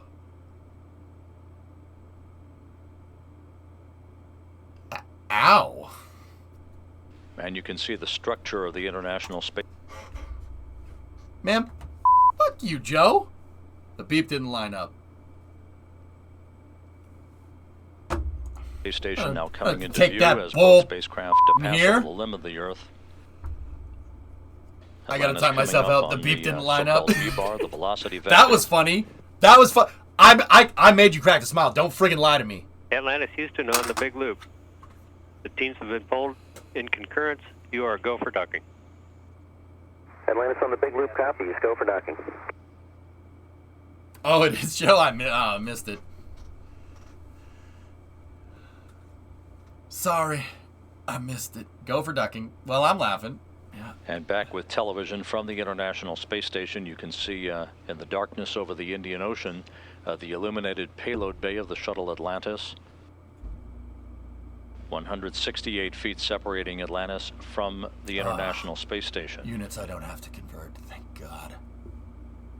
Bro. This view looking right down at the orbiter docking system, the ring having been extended yesterday, the docking mechanism systems checked out, everything in readiness for contact and capture about 19 minutes from now. Not the Apollo timeline? Well, the Apollo timeline would be dope, but... Roger, KU going to count. Did they do that flip for every docking? Post STS-107, yep. And again, hey, that port looks familiar. Camera setup in the orbiter docking. We watched Mark Van High take that targeting reticle off that vestibule module yesterday. Well, actually, there was no vestibule module attached to it just yet. That's an APAS port. Houston and Station Atlantis on the big loop. We don't see a flyout. We're initiating final approach.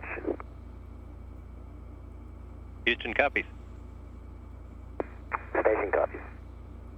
Please tell me. Pilot Doug Hurley informing both station and shuttle flight control rooms that no flyout is required, meaning no additional alignment required. Commander Chris Ferguson is dead spot on with the two docking mechanisms perfectly aligned, 24 feet separating the two. Shuttle docking was manual, by the way. Just thought I'd let you know. Yeah. Contact, docking confirmed. Capture confirmed at 10:07 a.m. Dragon uses this too. Uses the same reticle. That we watched Mark Van Hyde take that part off the docking port yesterday when he was safing the vestibule. Houston, Station Atlantis, capture confirmed, and we see 3 drifts. Atlantis, we copy. No deltas for 22 Alpha. Over on the flight plan, well, that's the a picture. post-docking hatch leak check will be done by MCC. And why reinvent the wheel? Lester That's right. Cohen said we thought that was just a beautiful and perfectly executed rendezvous and docking. Hey, Stevie Ray, I'll tell you, kudos to our rendezvous team, Nick Adosi and his folks. We were well trained, Alan, and then how the shuttle resupplied the space station. The robotics officer here inside Mission Control is Watch. confirming that Atlantis' robotic arm is in motion. Watch. Maneuvering into the grapple envelope. Oh, they're actually not taking the payload container out. Copy, Ron. Thanks for the status. Anybody know what this is? Who's a real shuttle fan? Who knows what this is? It's not the Canadarm. The Canadarm's up here.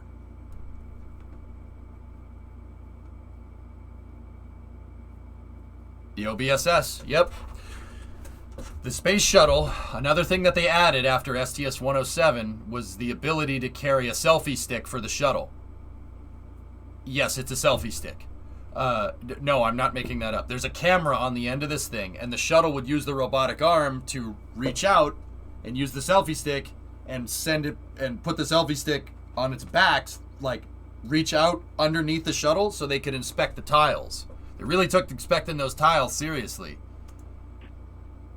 It's the OBSS, Orbiter Boom Sensor Sweeper. Yep. Part of shuttle ops, when they would get the shuttle up there. So see the grapple hook here? This right here is a multi-purpose logistics module, or MPLM. One of these is still up at the station. Actually, that is still up at the station because this is STS-135. This thing still exists. That's the pressurized permanent multi-purpose module. They took the shuttle's cargo container and they left it there, and then they came back down. So they added that to the space station. It was a multi-purpose logistics module. That's how they resupplied the station. Because the shuttle could carry cargo and crew, right? You could rotate crew off, and then they grabbed this thing. They grabbed that thing with the robotic arm, with the station remote manipulator, and they pulled it out and attached it to the space station in the exact same way that they attached Cygnus and Dragon to the space station. Where do you think they got the idea from? That's how they came up with berthing for the station. Is confirmed at 2:04 p.m. Central Time. So the station's arm has a secure connection with Atlantis' orbiter boom sensor system attachment there on the right-hand side of Atlantis'. See, it's a selfie stick. And so that would be berthing. That's right. This is where they got the idea from, Hypersonic. The shuttle made the station. This is how the shuttle could resupply.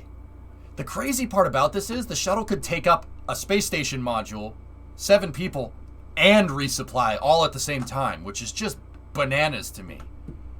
Like, that is a capability that no one understands nowadays. Like, when I say no one understands, I'll be like, we don't have anything like that. Starship, I mean, don't get me wrong, Starship could do this. Station's arm rotating if around it ever the gets to that point. OBSS directly above the multi-purpose logistics module sitting inside Atlantis' payload bay.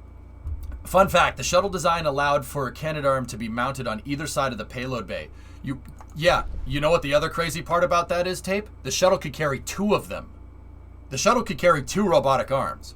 There is a toggle control on the aft panel, on the aft part of the pressure vessel on the flight deck. I've walked around inside of a shuttle trainer before.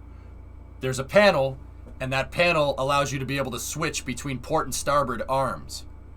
So the shuttle could actually carry 2 RMSs in it if it needed to, or it could carry none, or it could carry an RMS in the OBSS.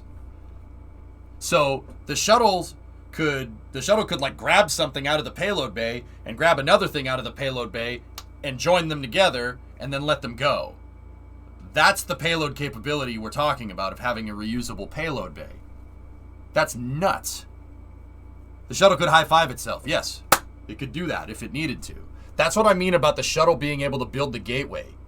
Can you imagine if they sent up the power and propulsion element and then the habitation and logistics module inside of the shuttle? The shuttle could literally assemble that in space.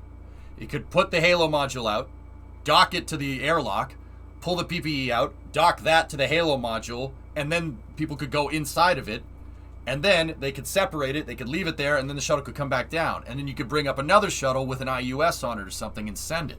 It's really good at doing stuff like that. We're going to finish up with this because I'm going to move over into Kerbal soon. I want this on Venture Star in KSP. I want this. I want that payload capability. That's what I'm trying to design. The modules are too big? No. The Halo and the PPE could fit inside of the shuttle's payload bay. Yeah, easily. Panel AL8. You got it. You could toggle it. Yeah, it could carry 2 of them, man.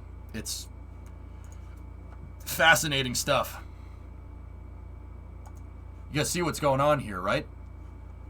The space station reached into the shuttle's payload bay, the space station remote manipulator system. So Canadarm2 reached into the payload bay, pulled out the selfie stick, and then they attached the selfie stick to the shuttle's robotic arm. That's footage right there, Canadarm1 and Canadarm2 working in conjunction with each other. Has there been any more updates about the Starship shuttle variant with the cutout nose cone thing? Nah, nothing yet.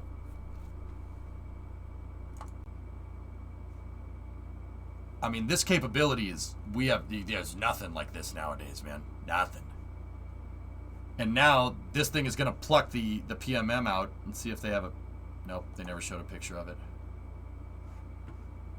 With Kraken Tech Tape, I'm restoring that payload capability, because if we're going to do SSTOs, Chat vetoed doing a shuttle. So this is the next best thing. It's the next best thing for me. Yeah, we're going to do that. And that's part of the reason why I wanted to go a little old school here and restart a space station program. But, yeah. Sooner rather than later. It would have been nice to bring Collins back, and maybe we could. I don't know. One of these days. I'm trying to see a picture of the shuttle.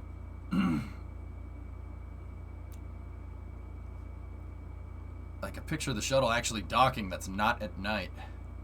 Because it is wild to see it.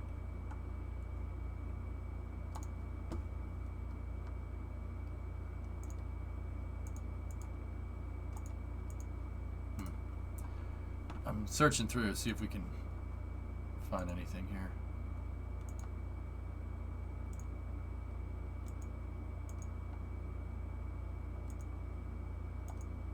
It's not much. But I'll tell you, watching them build the space station and stuff, I used to watch those EVAs all the time. Like, them putting the station together and attaching new modules and stuff. Man, that was cool. Hopefully soon. Anyway, I think we got like one more Starship video, and then we'll jump in. It's that's the one we just watched. Here's the one. That's the prep for the static fire, and then we have 2. All right, cool. Let's watch these 2 videos, and then we'll jet out. I'm gonna put these on 2x speed because I want to play Kerbal, man. I got the dude. I don't know what it is, man. I got the itch, like. You know, like last week I was like, yeah, we could play Kerbal. Now I got the itch again. I don't know why this... I don't know how that game does that. It's so strange. Is the VOD to the visit of the shuttle simulator in the safety archive? Absolutely. There's an undocking picture. Wrong station, though. Jordis, it's the strangest thing. Kerbal... Like, I have times where I want to play other games more than I want to play KSP, but KSP just keeps drawing me back. Am I in an abusive relationship? With the Kraken? Oh, God. Oh, God. Oh, no. Yeah. Yeah, Poison, it does help with real-life space. Like, real-life space stuff happens, and that makes me want to play Kerbal Space Program. And then me wanting to play Kerbal Space Program makes me want to watch real-life space stuff happen. It's a vicious cycle, man. I need help. Just not right now. Maybe later.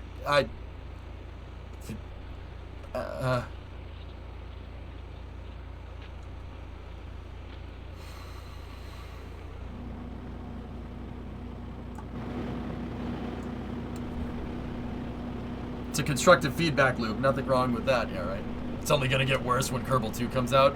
I know. I can quit space anytime I want to, Marlu. Anytime I want, man. Anytime. I can stop. Y'all got any more of that space? Yeah, my skin feels dry up here in the vacuum. Shazam!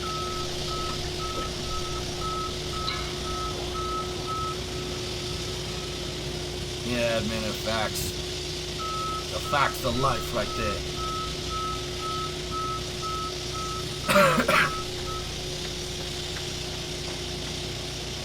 DJ? Y'all got any more on that space boat? My skin feels dry.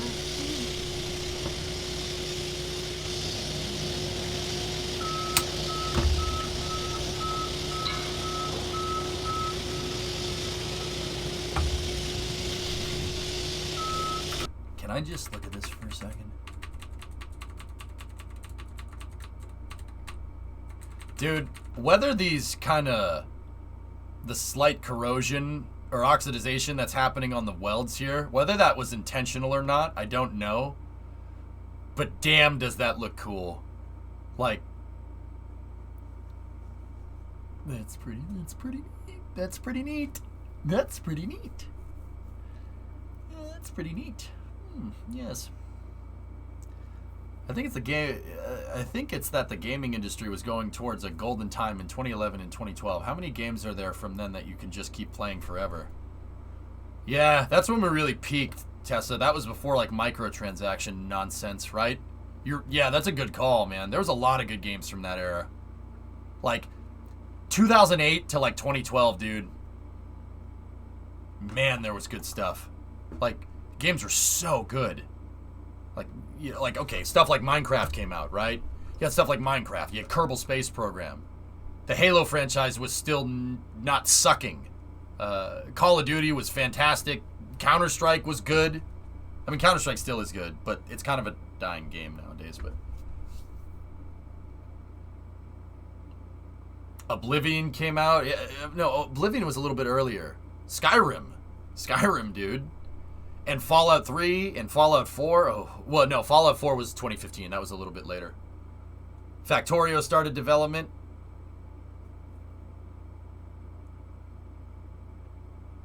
Dark Souls. Man, Minecraft, KSP, Factorio, From the Depths, Old Paradox, Civs. And then Microsoft came. Yeah. Yeah, you got a lot of amazing... Portal 2. BF3, man. BF3 was the revival Arctic. Oh, man. I remember, dude. I remember Bad Company sucked. I hated that game. Because it was a story game. Like, it wasn't... The multiplayer was, like, just on console. EA abandoned the freaking PC until Battlefield 3 came out again, man. Look. Here. Look. My mouse pad, dude. I loved that game. I played the hell out of Battlefield 3. Almost as much as BF2.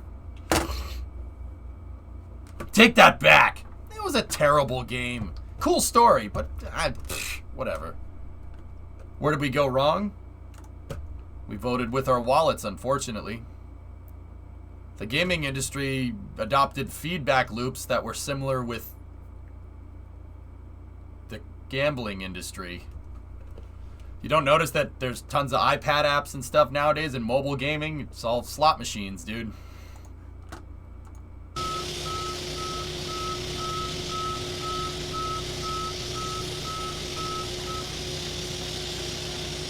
Yeah, Sammy, it really does, kind of. But don't get me wrong, there are good games that come out nowadays, dudes. There are good games. Red Dead Redemption, good example. RDR2 is amazing. That's one of the best video games ever made. GTA 5, but I'll put an asterisk next to that one. We'll put an asterisk next to that one. The Metro games are really good. I have yet to dive into those, but I've watched Let's Plays. New Vegas. New Vegas was a good game. Yeah. Yeah. I mean, we got games like Satisfactory. That's a good game. Cities. Oh, Cities, man. I gotta figure out a way to put more Cities in the rotation. Last of Us, great game. Even though they put blue line trains on the orange line when in that level in Last of Us when you're in Boston, which is stupid. Seriously. You enter the subway station that says blue line, and there's a train with an orange stripe in it. So I took that personally. Mirror's Edge was a good game. Yeah, Summer Car, yeah. It's good stuff, man. Cities was what SimCity 5 should have been. Hey, good on Colossal Order for recognizing that SimCity was trash and actually making the correct game. I'll never touch another SimCity ever again, Cirrus. That's part of the reason why I still play Cities, out of principle. Because I played SimCity 5 when it came out in 2013, and I hated it. It was terrible. Garbage. And you know what? That's not because Maxis was bad developer either. EA basically underfunded them. They had nasty scope creep, and they James Webb Space Telescope Maxis, and then used that as an excuse to shut them down after SimCity didn't do well. I will not play an EA City Simulator out of principle 8 years later, and I won't for the rest of my life. I keep playing Cities to make a freaking point, because that's what it should have been. You guys screwed up, and you're never getting my business again.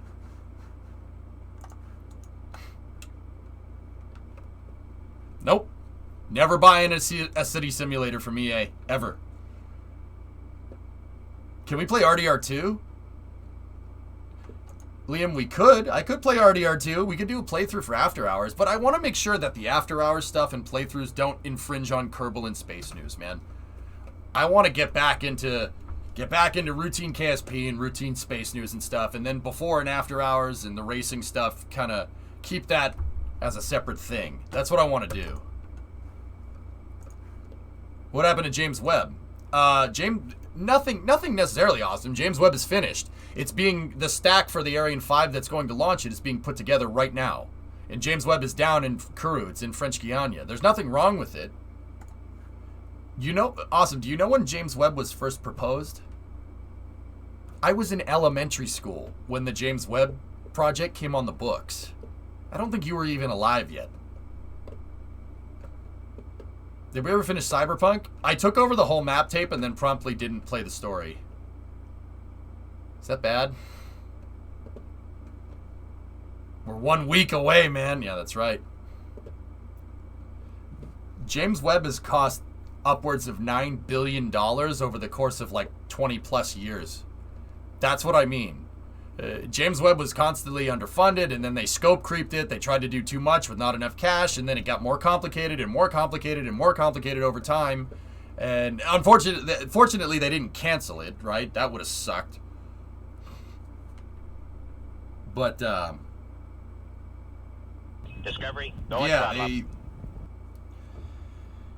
so with SimCity, EA told Maxis to make this crazy, ridiculous game, right? And they said do it in like 8 months, and they tried to develop it in a crazy amount of time for a city simulator game, right?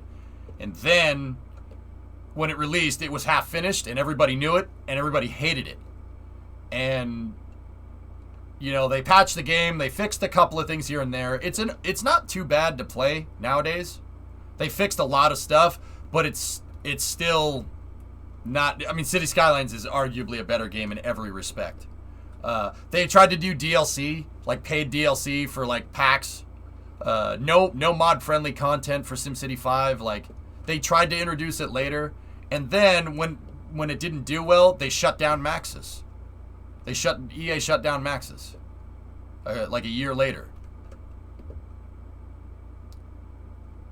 Maxis, the company that made all the SimCity games. Anybody here played old SimCity games? Remember how much fun you had with those? EA could release the best city simulator in the world. I'm never playing it. Colossal Order has my business, and they will not. Nobody else is going to get it. They cornered the market on city simulators.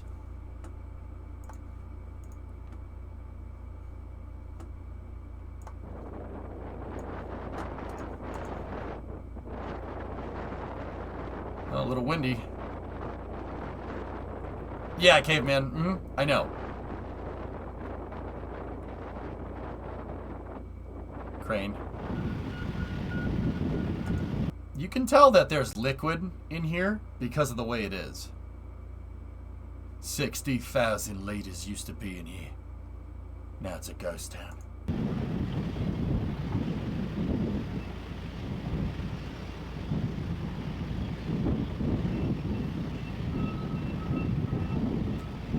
What is that from? 50,000 people used to live here. Now it's a ghost town. Imran Zakayev is the guy's name. Pig's Egg, there's a guy that watched the stream that worked on Spore, for what it's worth. Pretty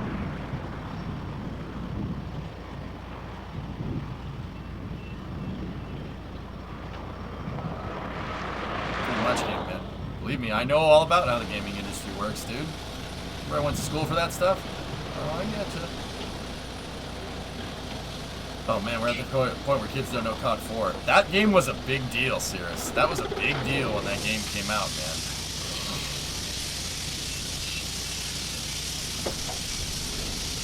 Yeah, Spammer. I don't think he's here right now. But yeah, I don't think people know who it is either. Oh, by the way, I'm just gonna go ahead and say it. If you use martyrdom in COD 4, you're a terrible player, and you should be ashamed. That and Last Stand. When are they going to the moon for... Soul Stalker, when are they going to the moon for the first time? So back to the moon, right? Do you think they've been to the moon before? Yeah, of course, Soul. Dude, alright, here. Well, I'll cut right to the chase. One of the biggest things... Like, I've heard a lot of decently intriguing arguments for why we, we didn't go to the moon, it was fake, it was filmed, etc., right? Right? The biggest one, and no one can refute this. Nobody's given me a good answer about this yet. So, Neil, Buzz, and Mike went to the moon, right? Apollo 11. July 1969, Mike stayed in the service module, right? Neil and Buzz landed down on the moon, right? Look. Why did they do that, right? They were in the space race, right? They were in a space race with the Soviet Union to prove which system of governance was the better one, right? Etc., etc. Everybody knows that. Nobody contends that. We were in a Cold War with the Soviet Union. The Soviets admitted that we did it. They acknowledged that we went to the moon and said, yep, they did it. Now, the only response that I've ever gotten from anyone ever saying that, like people that want to, argue for the sake of arguing, because it's the internet, people do that anyway, right? The only time anybody's ever said anything, it's like, oh, well, we must have tricked them. We must have tricked the Soviet Union at spaceflight. You're talking about the people that put the first satellite in space and the first person in space, not on orbit, not just in space. Yuri Gagarin was the first person to enter orbit, okay? The Mercury missions, Alan Shepard was a couple of months behind him, but Alan Shepard did a Blue Origin. Up and right back down. You're telling me that we fooled the only other country that ever came single-handed, like the closest to the dexterity of spaceflight research that the U.S. did? The only other country that's ever tried to pursue a lunar program. Current countries notwithstanding, right? We fooled them? Yeah, okay. No, that's not how that works. If they said that we did, dude, that's all the proof I need. Because you know good and well, if there was any inkling from them at all that this was fake, they would have called BS, because it's the Soviet Union, right? Just like we would have called BS on them if they tried to fake it. Does that make sense? Like, there's no way you can convince me that we tricked the Soviet Union that we went to the moon. There's no way. The first country to land something on the surface of Venus. The first country to land something, to soft land on the moon. First country to hit the moon. Put the first person in space. First satellite in space. We fooled them? Yeah, no, that's not how that works at all. Yeah, the Soviets were in on it. Yeah, okay.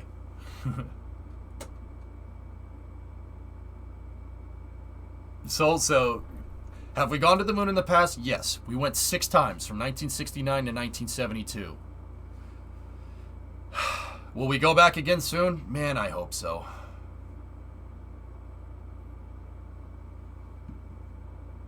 Yeah, first woman in space, first two-person crew in space. Yeah, dude, there's no way we fooled them. No way. There's not a chance. Not a chance. Didn't happen. Does that answer your question sufficiently?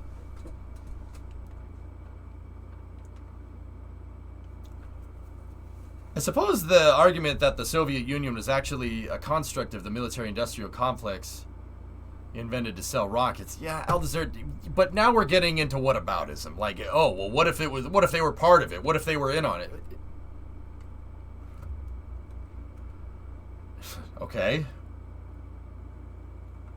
What if they were? What if they weren't? Like, that's what I mean. Like, no one can refute the fact that they said we did it, you know? Martyrdom is how you got most of your kills. I'm disappointed in you. Tessa, I don't see... Okay. Ugh, gross. Any KSP tonight? Yeah, there is. We're just going to finish up some Starship videos, King, and then we're getting into it. Now, so I don't know if you just trolling or not. That's fine, dude. I get lunar conspiracy trolls in here more than I get... Like, that's 90% of the people that come in here and say that are just trolls. But, I mean, I don't know, man. Hopefully that's new information that you can consider, I guess. Like, dude, another thing that I try to do is I don't try to convince people that we went to the moon. I just tell people facts, like the Soviet Union thing. I don't ever try to convince you. People can, this day and age, you can believe whatever the hell you want to believe. I don't care. Negative, just interest in your professional view. Cheers. Right on, man. Hell yeah. Like, dude, I don't think this guy watches the stream anymore, Soul. But one time I had a guy come in here, like, and I said what I just said a second ago, and I got a message from somebody that, dude, it's the strangest thing. Like, I got a message from somebody that's like, you know, I don't believe we went to the moon, but I really find your content entertaining. So, you know, respect on you for not being a jerk about, you know, for not being snooty about, you know, what people think. I really appreciate that, man. Personally, I don't think that we went, but, you know, I really appreciate the content, so thank you. I'm like, huh. All right. Okay. Sure. I guess, like, if I can make you smile, I guess that's fine. I don't think that guy watches the stream anymore. This was a number of years ago. Yeah, viewers of viewer. I'm like, all right. Okay, sure.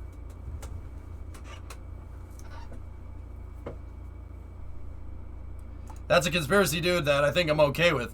Pretty much that, Bettel. Yeah, pretty much that, dude. I don't care if, like, I don't, like, I try to say this without sounding like a jerk. I don't care what you think. I really don't. I'm not, nor am I going to waste my time trying to convince people, because people are strong in their convictions no matter what they might be, right? I get it. I don't try to convince people. I just try to show you cool stuff. Whether you believe it or not, don't know, don't care, not going to try to change your mind. Straight up. Hopefully you find it entertaining, and hopefully you learn something. That's really where that ends. Like, dude, because the more you try to poke and prod like that, and you try to goad people into a freaking corner like that, the more they're going to think you're full of crap. Because now you got something to prove. I don't have to prove anything. The freaking flags in the LSAM experiment that are up on the moon prove everything. I don't need to prove nothing. I'm not gonna try to prove it to you. I'll just tell you facts about it, you know? What's up, fat man? Wait, I was at my grandma's. Did the rocket do the fart? It did. Check out the footage.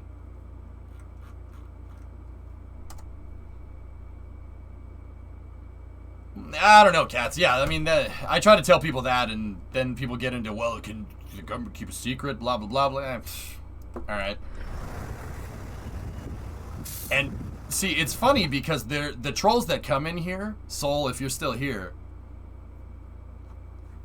Hold on, what was that, Fangalorsy? EJ's actually in on the take, getting paid huge dollars. Yeah, I'm getting paid huge dollars, right? That's why I live in an apartment the size of a broom closet. It did how many engines? All 6. All 6 engines. Check the footage. It's really cool.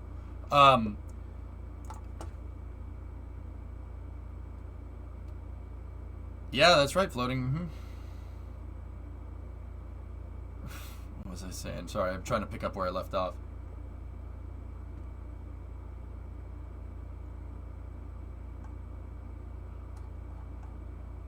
I had another thought, but I forget what it was. Yeah, don't worry about it. Let's watch this. Alright, see you in 2 hours when I'm done watching the VOD. Yep. You're just being paid big bucks, I'm not being told. Yeah, Brimo, neither am I.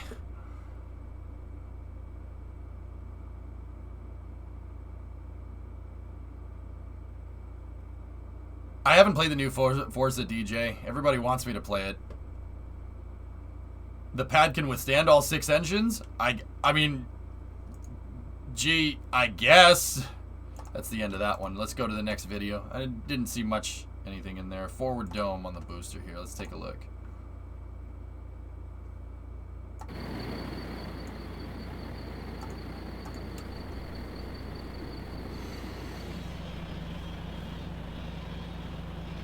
Like I said, dudes, I don't try to convince people. That's a waste of time. If you try to convince people, that proves that you're, you know, you have nothing, you have nothing to add, right? Like, it's like the kid that sucker punches another kid in school and says, I didn't do anything. See, I didn't do anything. I did nothing. Yeah. That's how I look at that. I'm not gonna try to convince people. And that's what I was saying. The funny thing is that the people that come in here and try to troll or try to change my mind about it get timed out. They don't get timed out because of what they think. They get timed out because they're gonna try and sit in here and try to be like, no, you're wrong. No, that's incorrect. No, that's wrong. They don't propose any arguments. They just say, no, this is wrong, and they're just a jerk about it, and then we get rid of them, and then they don't understand that they got timed out because they weren't civil about something. They said, oh, you're just trying to persecute me for your views. I'm like, actually, I'm not, but, you know. Yeah. Ask Drummer. Me and the mod team, we've been called everything under the sun. I've been called a fascist. I've been called an anarchist. I've been called, an R or a D or a libertarian. Like, I've been called everything under the sun. It's actually quite funny. Yeah, it's funny how people miss the point. Oh yeah. You're a nice person. Haven't been called that before. Thank you. Yeah. Dingus? Yes, I've been called that before. Do you play any space games? I'm actually going to start playing Kerbal here in a second, Nexus.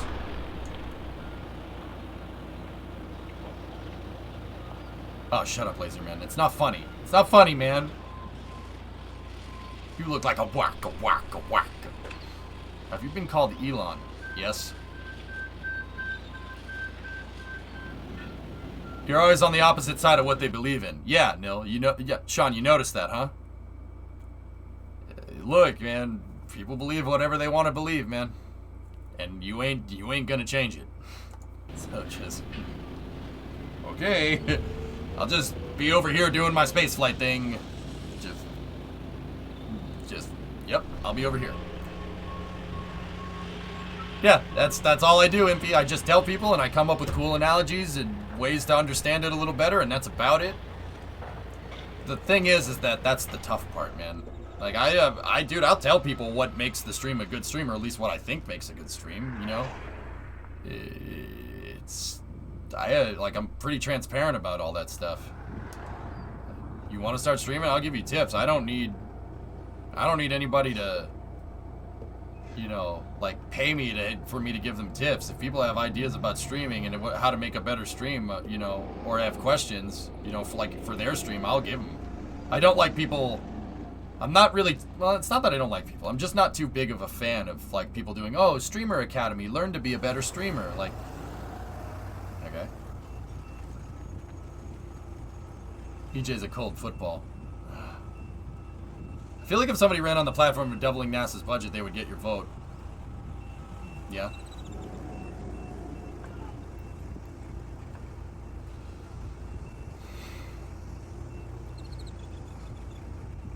Yep, the proof is in the pudding, Impy. Proof is in the pudding. Savage, TJ. This is always funny. I always thought that Space United people, but now I know it's not the case anymore. Well, it does, Solaire. We got people from all over the world watching this stream. I know for a fact there's some people in here that would probably not be getting along if it wasn't for space. Let me put it to you like that. Just food for thought. But keep that crap out of here, man. This isn't you know, Rule 8 Twitter. Space. We're better than that. You know what I mean? We're better than that. We don't need to do that crap here. Except for Predominant and Yarg. Those guys are just... What kind of pudding? Well, I tell you, me being the senator, administrator, representative of NASA, personally, my favorite is tapioca pudding. That was voted as the most favorite pudding amongst NASA employees 20 years running. And I tell you, that tapioca pudding, the proof is in the pudding, because it's good pudding, and I'm going to go have some now. I've never played Star Citizen, Andy's out of fear of addiction. $30 billion is in the pudding. Do you guys remember Apollo 8? I was 5 years old, and I was eating pudding. I'm sorry.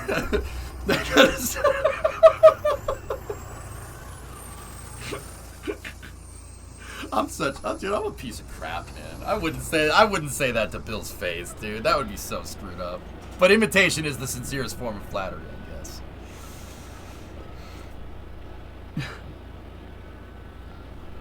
Yeah, Vanguard, true that. That's why I give out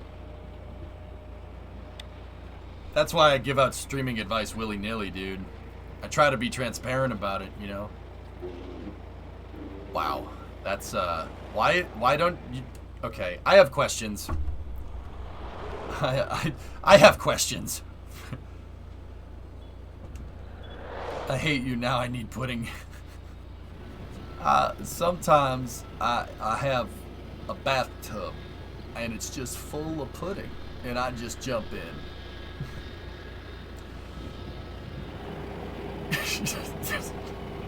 Please, my son, he's sick.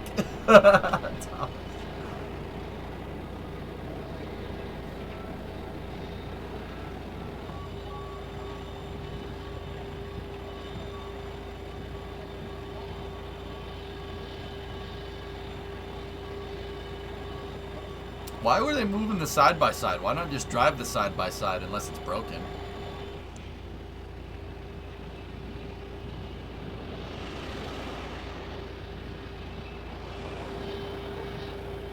What are these, flying saucers? So, Zroll, this right here, yeah, it is UFOs. I'm not saying it was aliens, but it was aliens. No, these are bulkheads. So, fuel tanks on rockets are pill-shaped. So, the reason why they're pill-shaped is so you can have pretty much equal pressure distribution across the entire thing. Think like it's basically like a submarine-shaped. Kind of, but a submarine is the same shape for the opposite reason. Instead of a high pressure inside, low pressure outside, like a rocket, a submarine is high pressure outside, low pressure inside. But funny enough, the same shape is good at holding pressure both ways. So they're pill shaped. What you're looking at is one of the hemispheres on the pill of the tank, right? That's up. In rocketry, they're called bulkheads. All right.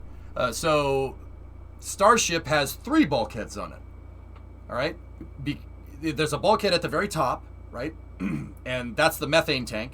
So you have the top of the methane tank, and then you got the bottom bulkhead on the methane tank. The bottom bulkhead on the methane tank, which is what one of those things is right here, is actually the top of the liquid oxygen tank. It's called a common bulkhead. This was an innovation that they figured out. It was done with balloon tanks, but they really kind of figured this out mostly during the Apollo program. You take the bottom of one tank and make it the top of another, you could save a lot of mass, right? Just got off work. Did I miss KSP? No, not yet.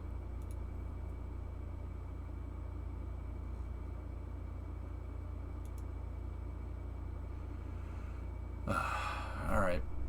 Hey, fellas. Brimo needs me for a second. So yeah, those are bulkheads right there, Zroll. They look like flying saucers, though.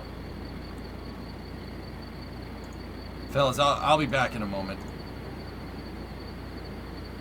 Give me 1 second, okay? Discovery, go at throttle up.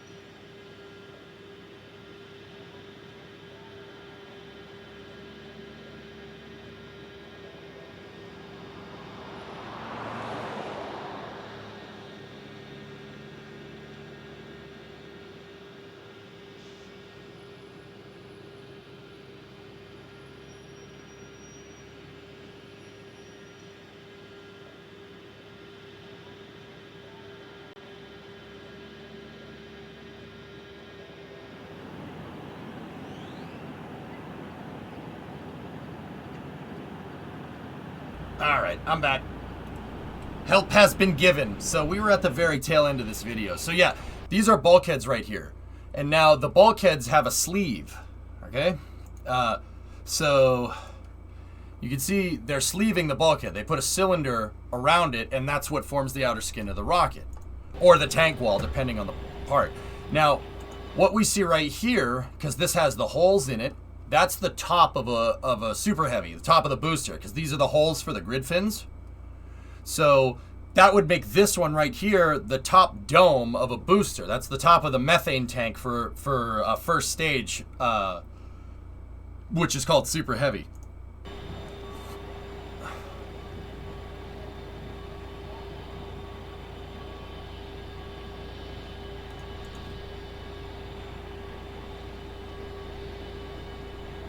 So see, that's called sleeving right there.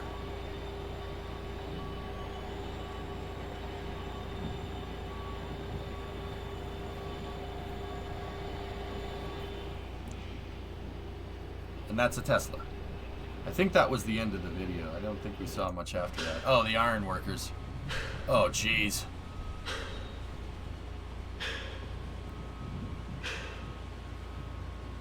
Four guys watching, one guy working.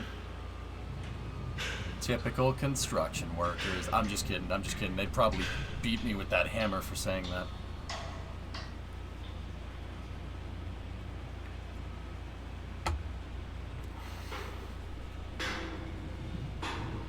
These are all like every day on the job. That's a big building, dude. So, I mean, this tells you a lot how big this thing is. But then you notice the guy on the man basket right there. Look at the little tiny guy. That's a big mother. And it's gonna be... This one's gonna be... Well, fellas, how big is that thing gonna be? It's not 100 meters, so it's gonna be 300 feet tall or something like that. Where's RGV's pictures?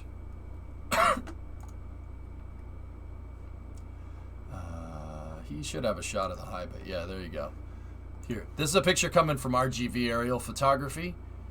That's the building that they're working on right there. NASA Space Flight. This road right there is public. So they took a picture from right here. Right?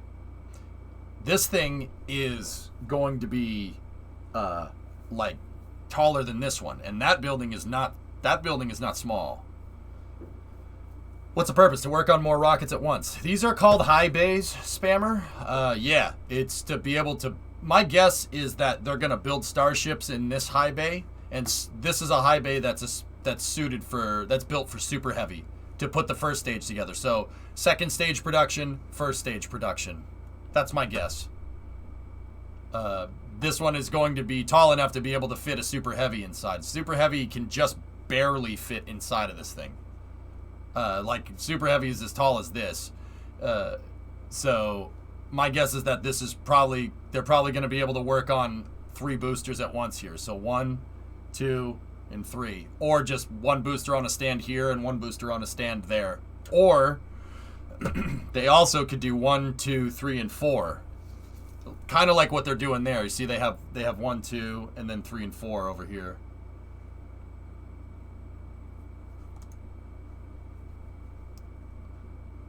EJ, why didn't they make 2 halves on rails so they can expand or open as they upgrade?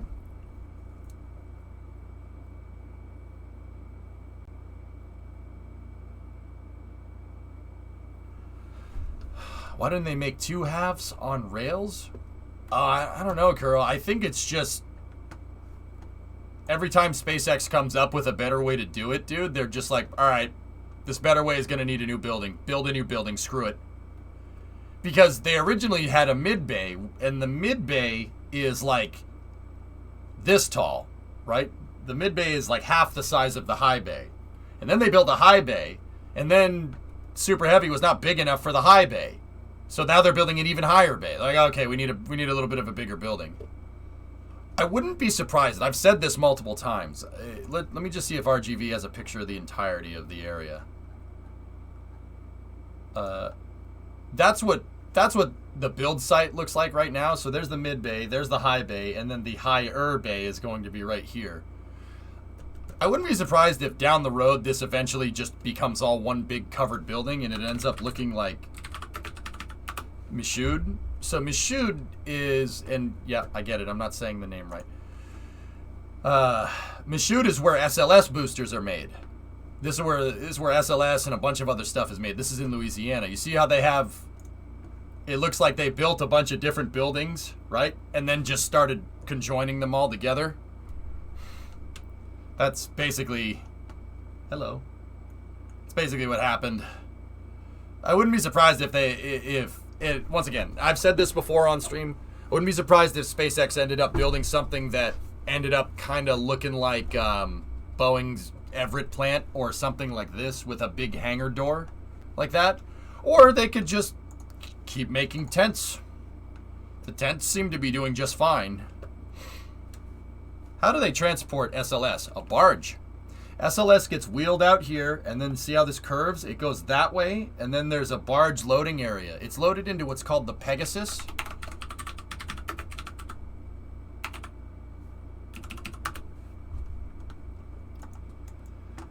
Pegasus barge is the barge that they use to move shuttle external tanks. Just build another VAB. Lots of tents. Everett has that too, but for different reasons. Yeah, this is a SLS intertank test article. This is the piece that holds the liquid hydrogen and liquid oxygen tank together. And then it also holds the forward attachment strut on the SRBs. See where this white panel is? That's where the left SRB is attached, and that's where the right one attaches. And there's a huge crossbar that holds it all together. This is the Achilles heel of SLS and the space shuttle. Without that piece, it does not work. It's a, it's strut, I guess. Look how big that thing is. That strut's chunky. Like, talking like maybe a meter thick. It's big. But yeah, that's Pegasus. That's how they move them around. They move them via barge, see? And they moved external tanks the same way. The SLS core stage, we watched it roll out. See, there it is. That's actually a test article. But, yeah. And the vehicle staging adapter.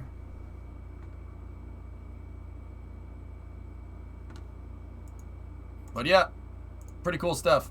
Alright, I think that's all the videos. I think that's everything.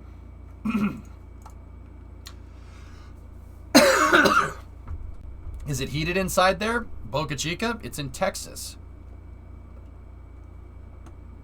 I would assume they have HVAC systems in there, Benno, in the tents, yeah. You're telling me that the thickness of the rocket is limited by Pegasus? No. You just make a bigger barge. It's limited by the canals that Pegasus goes down, which are wide. No, there's no theoretical limit. Oh, also I changed the background on my desktop just in case anybody... Come on, voice. Just in case anybody, you know, wanted to know.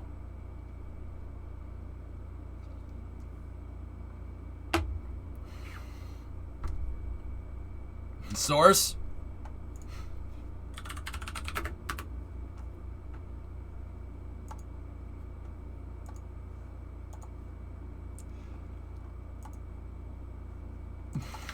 There you go. It's 6,000 by 4,000, dude.